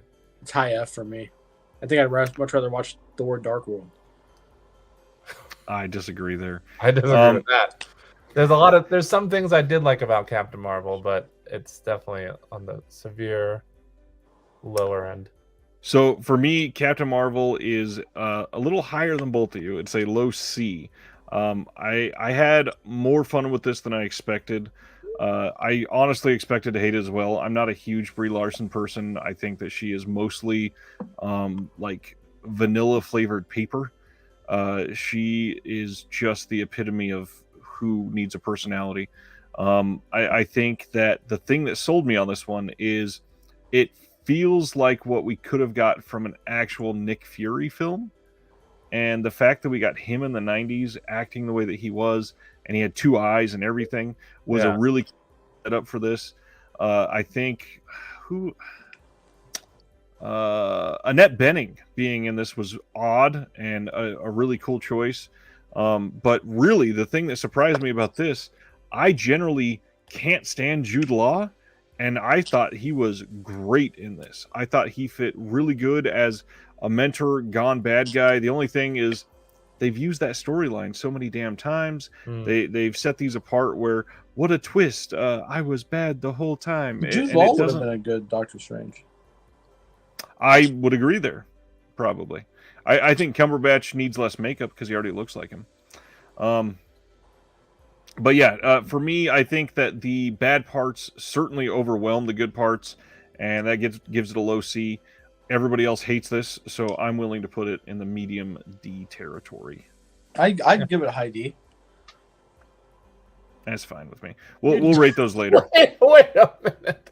Flip just got done saying he'd rather watch Dark World. Yeah, but if Ryan thinks it's a C, I would concede. He's compromising. I would compromise a high D. Okay. Because honestly, most of D I would put in F. But yeah, okay, that's fine. Let's get to the big boy that finished off the third phase of the MCU. Super Avengers duper baby. Endgame. Fucking awesome movie. Incredible. Yeah. I Love You 9000. Come on. I cried like a baby in that scene. Yeah. Same. Wow. Men of many words. For me, this is the hot take of the night, probably. I think this is a high A. I think it's a step down from Infinity War. Yeah. I'm tired. I think... Yeah, and I can't understand that because I think Infinity War was the perfect setup, and Endgame just, because they had to kill so many people because of contracts ending and stuff, I feel like they stumbled a little bit at the end. But either way, it was well made. It looks great. A lot of the same praise for the first one. A lot of the same emotional touch points are a big thing here, obviously. I think... Captain America retiring off into the sunset, basically, Iron Man being gone, Black Widow being gone, everybody, hanging up their hats and leaving us with the Phase 4 crew is tough. It is a lot to pull off, and they did it really well. Yeah. I would agree with that. I can also agree with what you said, Ryan, about maybe it feeling a bit rushed because of things that they had to accomplish. Right. And forcing those in there. But I still see these two on a very even playing field in my eyes. Infinity War and this as almost, again, still one cohesive film, story, whatever. All right. So how about Spider-Man: Far From Home? Famously, this has Jake Gyllenhaal in it as Mysterio, and they are are they in London for this one, or Paris, something like that? They're in Europe for this one. They are in Europe. And yeah, lots of stuff goes down. Mysterio, I think, is an interesting villain, but again, it's the same thing as he's playing the friend, and look, I'm the bad guy secretly. Yeah. I think that it was nice to have Jake Gyllenhaal in the MCU. I'm glad he didn't go any further. I agree with those points. It's if I was to rank the three Spider-Man films so far, this would be the lowest. Easily. But I still like it for a lot of other reasons. Jake Gyllenhaal is great, even if it is an overused character trope and plot line. And I still, as mentioned earlier, Spider-Man's my favorite in general. And I think those side character best friend relationships that you mentioned earlier, Ryan, are also built up, more in this film after Homecoming too, and that gets stronger. So there are a lot of good qualities about it, but it is a weaker Spider-Man film than Homecoming for sure. I would put this as a low B. Yeah, I guess low B would be fine with me. Low B is good. Yeah. Any thoughts, Flip? You haven't said anything. Nah, it's all right. I mean, I think it's the weaker of the three Spider-Man movies for me. Easily, yeah. For sure. So speaking of weaker, because I know Flip's going to have some thoughts on this one. How about Black Widow? Hey, loved it. Fucking awesome action movie. Wow. It's great. That's why I said that, because I knew this is one that Flip is way against the current. Great movie, and if you hate it, you just hate women, So I don't hate it as much as Captain Marvel, as far as sadly the only two female-led Marvel films so far. But I didn't care for it. It wasn't the Black Widow movie that we all deserved after so many years, in my opinion. Very good. I thought it was okay. I certainly didn't hate it as much as a lot of other people. What didn't you like about it? What did I like about it? What didn't you like about it? What didn't I like about it? I didn't like that the whole storyline felt like this. The whole movie as a whole actually felt like they were like, oh, they really want a Black Widow movie, so let's give them a Black Widow movie. Whereas so many other origin films up until this point in the MCU feel like they're being cleverly crafted for the most part, with delicate, like trying to actually. It's because you don't like women. Trying to actually honor the origin story of the character, and then this one just felt way too rushed. Like it's right after Endgame, and they're trying to not only cram a bunch of stuff into it to segue into what's coming up in Phase 4, but also just trying to force feed a Black Widow movie because we've all been craving it so badly, but not actually giving it the love and attention that it deserves, in my opinion. Plus, I think what takes away from the resonance of this film, she's dead before this film comes out. Right. Yeah, because it should have come out. It's okay to be wrong with you two. Like you guys can just have bad opinions, and that's completely okay. Well, and that's the thing. I don't really agree that it's that low. I don't think it's as high as Flip says. For me, this is probably a higher B. I think that the story is lacking in a lot of scenes, and I think that the climax was pretty poor overall. But I loved Florence Pugh in this. I thought that she was great. Oh yeah, I forgot she's in that. Yeah. The best part for me was the characters and their relationship, because I love Florence Pugh and Scarlett Johansson together. I love the whole family. David Harbour was really Someone great. said I look like David Harbour in this movie, and yeah, I could see that. I took that as a compliment because David Harbour is great. He is great. I was gonna say C. I was gonna say a high C, so I'd be fine with like a middle B or something like that. Sounds like we're at a B for everybody. Yeah. It's fine with me. All right. So now, Okay, I have some very strong opinions about this movie. Go ahead. I think it's an S tier movie. I think it is the weirdest of the MCU because it does not feel like an MCU movie. Not at all. It feels like a martial arts movie, and it feels like they made it with that in mind first, and then MCU later. And I think that's why I like it so much. I think the only, me and Fu talked about this earlier today. I think the only negative is that it's very reliant on CG, extremely reliant on CG, a little too much. But I think the action sequences are superb. I think Tony Leung is fucking incredible. I think the lead is, I think he is just one of the best. Like that's like his first major role. Yep. Just fucking incredible that he just right out the gate is awesome, is funny. He's very relatable. And he knows how to kick ass. I think this is one of the best MCU movies out there. I thought this was going to be your favorite, actually, not Ragnarok. Ragnarok is my favorite, but this is number 2 for me. I like it a lot, actually. I agree with a lot of what Flip said. I don't think I like it as much as Flip. I was going to put it in A, and he wants to put it in S. But I do agree wholeheartedly with it seeming as though they wanted to make like a martial arts movie first, with like like fitting it into the MCU universe almost as a secondary thing, kind of like how I felt about the newest Batman movie. I'm like, oh, this is a neo-noir movie. Yeah. First. And then they're like, okay, let's make it Batman characters and put it in the DC. So I like that about it. I do agree with you, Flip, about that. I don't love it as much as the ones we have in the S category, which is why I was going to put it in A. But I do like it a lot, and I think it's great. Yeah. I think this is a high A for me. I think that it would have potentially gotten S tier if they had stuck the landing a little bit better. I think the moment we start getting all the dragons over the lake at the end, it starts to get a little messy. It's so cool. And the idea is cool. I just don't think it works on film the way that they wanted it to.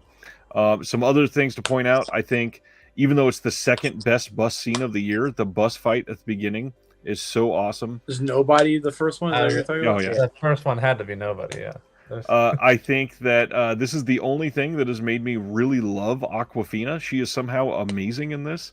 I actually really like her a lot. Yeah, I like her a lot too. I think she's great in this too, but I like her in general. I've not watched her in enough things, so that's the only reason I can say that. The best thing that this movie did was so many people being like, "Who's this Tony Leung guy? Yeah, he's awesome. What's he doing? Is he in anything else?" It's like you have no idea. I think the most impressive thing about this movie, though, like Flip said, is Simu Liu. Though he came out of nowhere and encapsulated this character and really brought in a completely different fan base and made the MCU take a step in a different direction. Like it felt like the way I felt after watching Guardians of the Galaxy for the first time is that this is an offshoot from the Avengers that I can see coming together down the road. But I'm so goddamn excited that they brought this out here.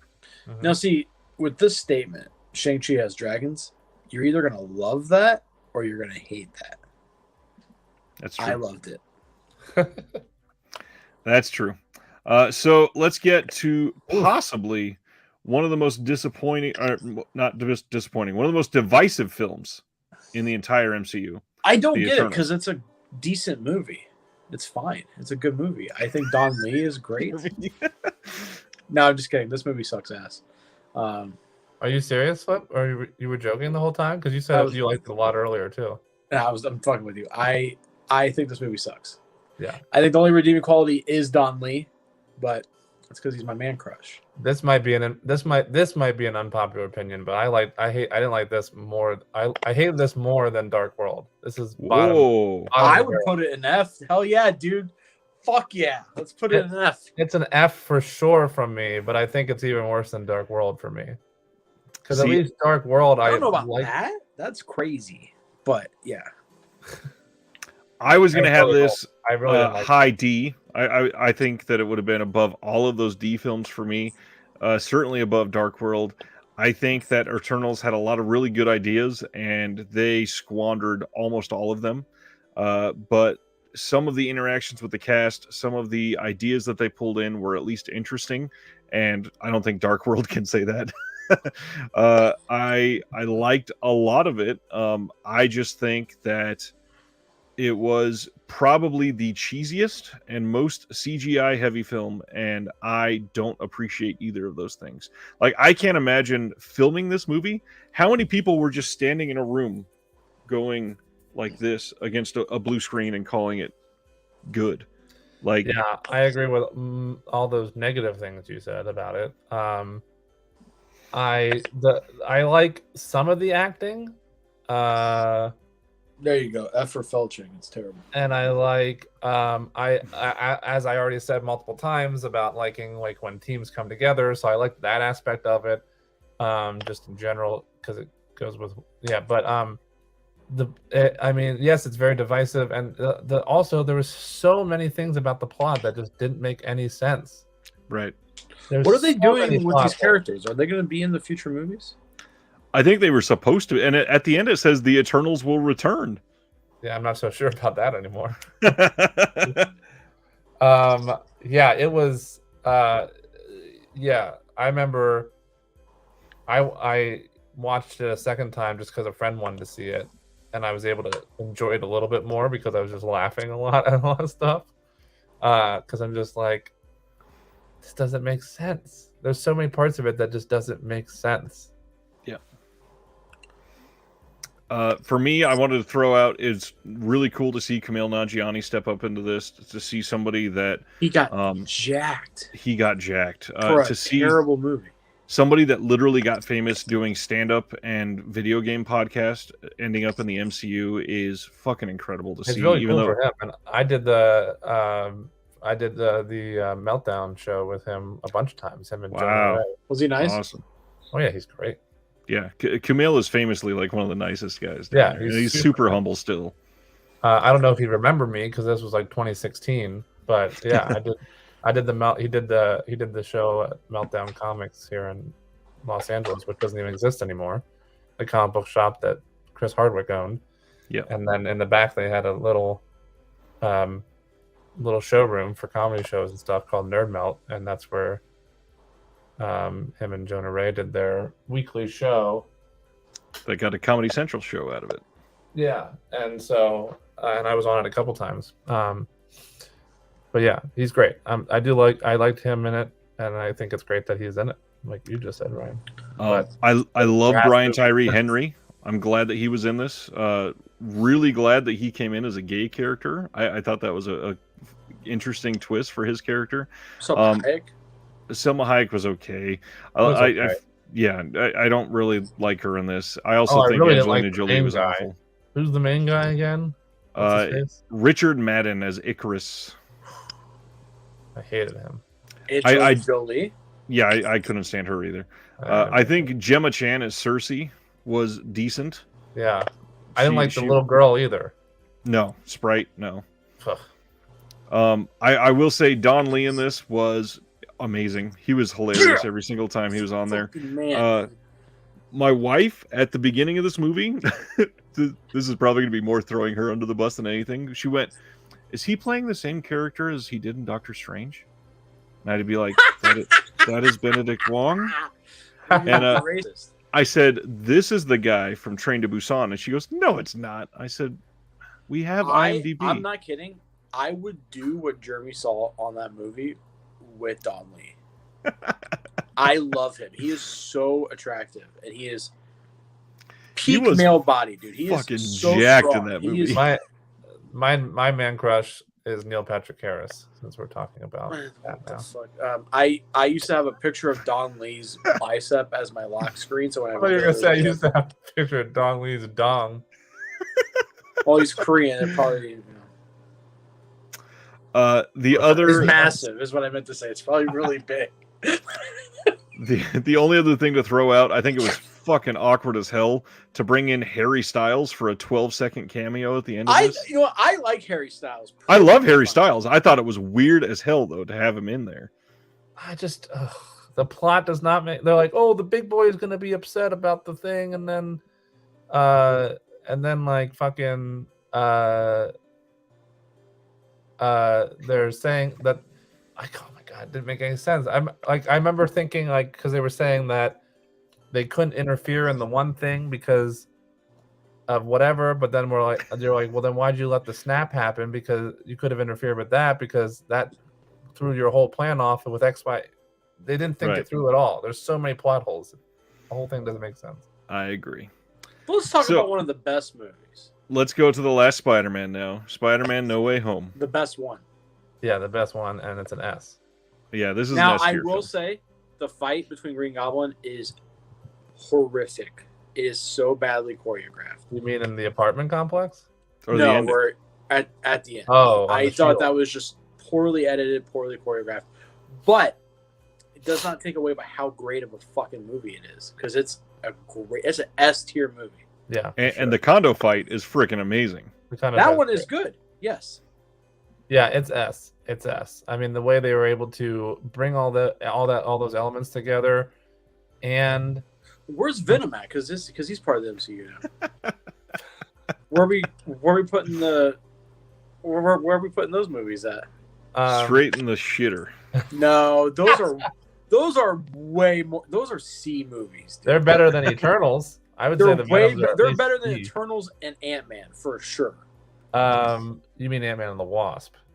No, yeah, they're better than the Hulk. They're high D. I would maybe say. I think I had more fun watching the Venom movies than I did Hulk. I would maybe agree with that actually. Well, we haven't ranked all of them yet, so let's keep No Way Home. Anything else you want to say about it? No Way Home. All I can say besides just that's fucking brilliant is that they were able to bring all this fan service in, but make it seem purposeful and meaningful instead of just for the simple sake of fan service, which some other films have done, franchise films. And but yeah, it's very, it gave me everything I wanted and more, and again in a very purposeful way that set up, that closed parts of Spider-Man's story and set up stuff for the future of the MCU, and didn't feel super rushed or anything. I love it. Yeah, I think that it is one of the most cohesive films, surprisingly, considering what they were dealing with, and introducing the idea of the multiverse is inherently messy, and the fact that it genuinely makes sense as you watch this is shocking. And they did the meme. Yeah, they did. Well, they did like 6 memes in this film. They did the meme. Tobey Maguire leaning back, talking about his back hurting. Oh, the other thing I'll say is to Brian's point earlier about how he feels. Andrew Garfield is the best Spider-Man. Tom Holland's the best Peter Parker. This has a lot of Peter Parker in it. Yep. And Tom Holland is. I agreed with you earlier about him being the best Peter Parker, but it shines in this movie because he's dealt some real tough hands, and I think he handles them, both the writing as the character, but also him as an actor, handles it really well. I mean, we get to see a real dark, kind of him having to deal with a lot of shit in this one, more so than the first 2 films, especially at the end.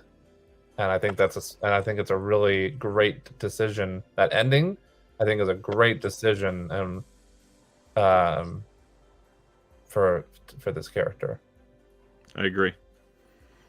I think that it was amazing that they got all those villains packed into this, that they got all these people from 3 different universes. The fact that Marissa Tomei dies is huge. She was loved in that character, obviously.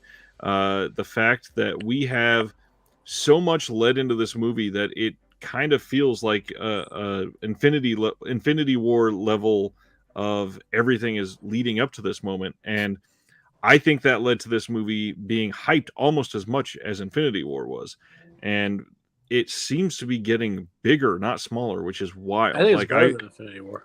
I feel that is leading into what is about to come out next week, and this Doctor Strange film feels very hyped up. And I can't wait to see if they're able to keep this level going. You know, I also can't wait. Go ahead, Flip. someone who's not like in like I don't talk to a lot of Marvel fans. I didn't even know that was coming out next week. I'm stoked for it. I'm seeing it Thursday in IMAX and then Friday in 35mm at the New Beverly. Wow. Fuck you, Probably the only MCU film to have a 35mm print. Jeremy. Well, Fuck it's Sam Raimi, so it makes sense. Yeah, exactly. It's Sam Raimi. guys. I'm I am stoked. probably gonna tap out here in a little bit. I don't feel good, and I have to get up at 8:30 in the morning. So probably in the next 10 minutes, I'm gonna be tapping out. Well, let's go Oh, through these and yeah, rank each row really quick then. Yeah. So, we'll do that quick. Eternals versus Thor: The Dark Side. Are we good with this? Yes. This level, anything that you guys think should move? What should be the highest of the D tier here? I'd say I think maybe- Avengers. For me, I was gonna say Avengers would be the higher. And then maybe Captain Marvel. Yeah, I was gonna say Captain Marvel was more than, and then that's good. good I'm there. fine with that. I would agree with that. And then on this, I would say Captain America would probably be highest for me. Yes. Yeah, and then Iron Man 2, and then Doctor Strange, and then Thor. Does that sound good with everybody? That's about where I would put it. Yeah. For That's what me, I I would have put Iron Man 2 at the end, actually. Oh, But that's okay. I can compromise a little bit. well, Going which to... one do you think is better between Thor and Doctor Strange? I agree Doctor Strange is higher. Okay. Okay, so we are on B tier. We've got Guardians 2.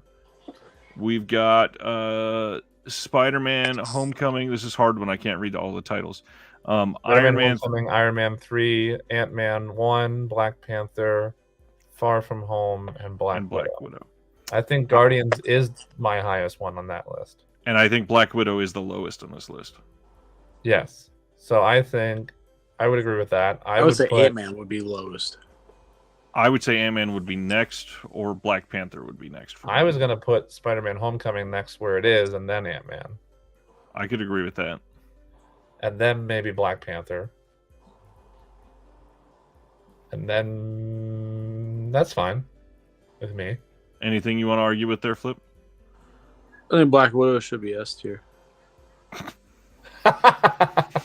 After all that, hey, does that help? There you go. That's so much better. Fuck me. Yeah. Hey, does that help? I think Black Widow should be in front of Iron Man. I think it's Whoa. a much better action movie. Yeah, but I think action isn't the only factor. I know, but I think Iron Man is a worse. I think it's the worst film in that list.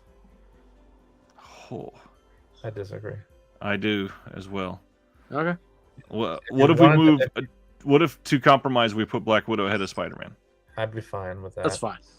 Okay, next row. We I have just want to get out of here. Fuck it. It's like, I Iron don't Man, give a fuck. Avengers, Guardians of the Galaxy, and Shang-Chi. Or Shang-Chi How should was be it pronounced? first. Okay. Yeah, I'm fine with Shang-Chi. I'm fine with that if we put Avengers second. I knew Flip was gonna. For have me, fun. I would say Guardians over Guardians Iron Man would be too. second. Yeah. This would be mine, I think. Mine would be Shang-Chi, Guardians, Avengers, Iron Man. Okay, so you're only switching one. Are you fine with this, Flip? I'm fine with that. Okay. Cool. All right, now this All is right. where the bloodbath begins. Yeah, I think this is where going to be the most discussion is. Let me see if I can make this any bigger. That's what she said. Thor should be number one. I think.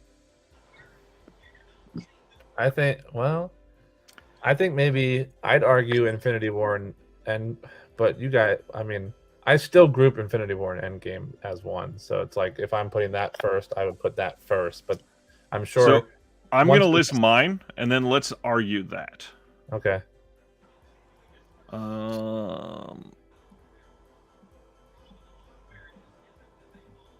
So that is my S tier.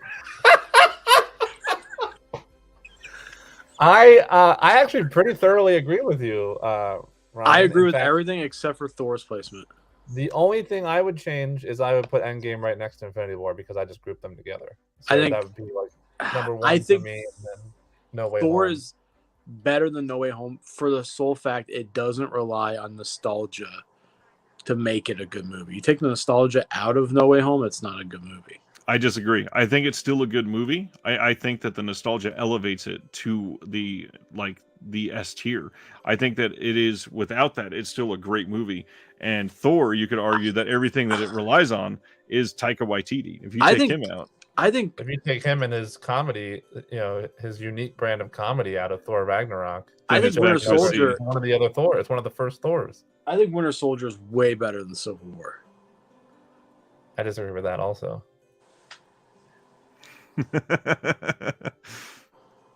I said, well, Ryan made this list in S, so this is his thoughts.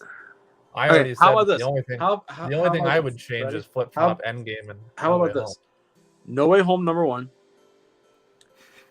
Part 2 number 2, Part 1 number 1, Winter Soldier, Thor, Civil War. I think if we wanted to compromise with Flip, it would be to move Thor in one spot. Yeah. You know what? That's great.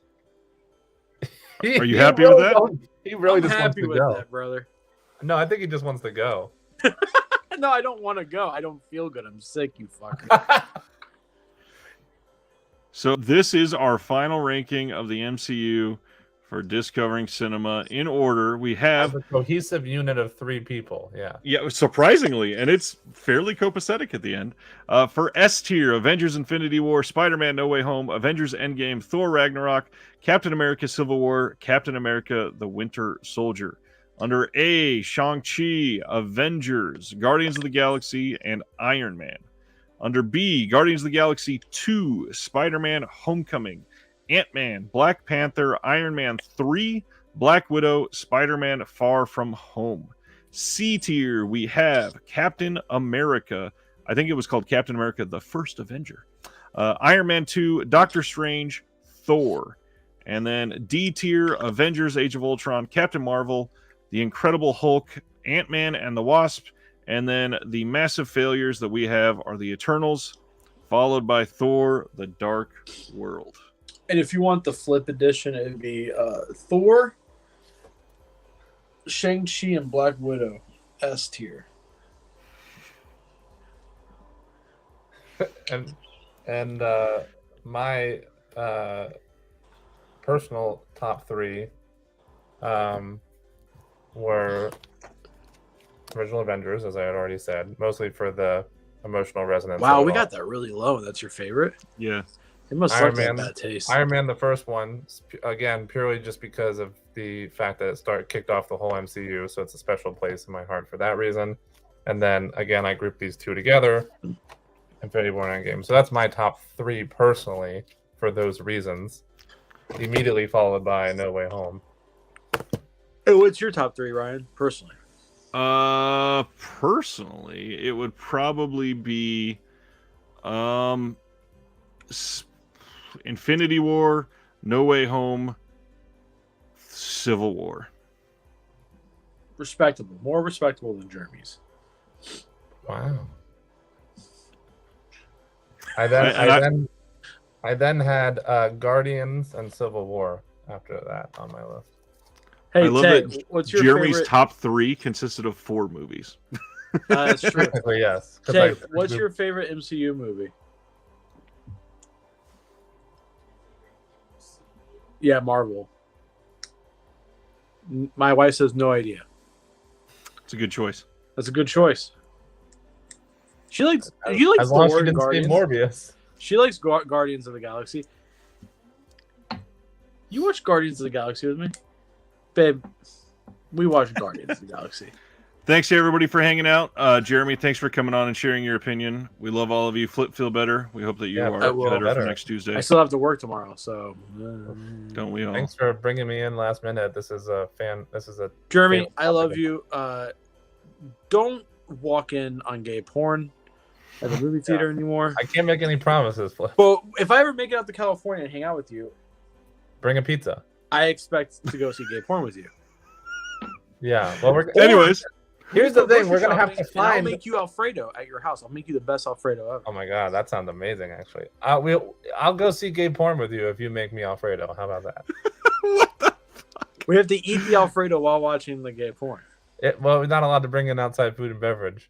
That they know of. That's why we sneak it in, brother. That's a good point. That's a good Hey, point. so a quick story before we go, and we did this for the first Avengers movie, but we used to park by one of the side entrances at the movie theaters, and we would bring Filippo's pizza, and we would get our tickets, and then one of us would go to the bathroom, go to the trunk, and then just bring in pizza. So it'd be like 8 of us chilling there, eating fucking fresh pizza. Oh, you mean like there was like an exit door that you set? Yeah, so our theater has like the main entrance, and then there's 4 exit doors that you can go to. So one of your friends opened it so that somebody could sneak in the pizza. Yeah, We're cool. No, that's Reminder great. that if anybody wants to relive the gay porn story of earlier, you can Great download this story. now wherever you get your podcast under Disc Covering Cinema. And hopefully we'll have some less awkward stories next week. Because that's the reason to download this episode is the gay porn Exactly. story. That's Not the best, ranking dude. of the Honestly, MC. that is low key the funniest shit because the way you were just like, I wonder what these 2 guys are doing. Yeah. Wonder who they are. And that it took multiple male on male fellatio scenes for him to go, I wonder if this is porn. Yeah. And yeah. I love And you, I'm not- Jeremy. yeah. Have a good night, everybody. See you next Tuesday. See ya.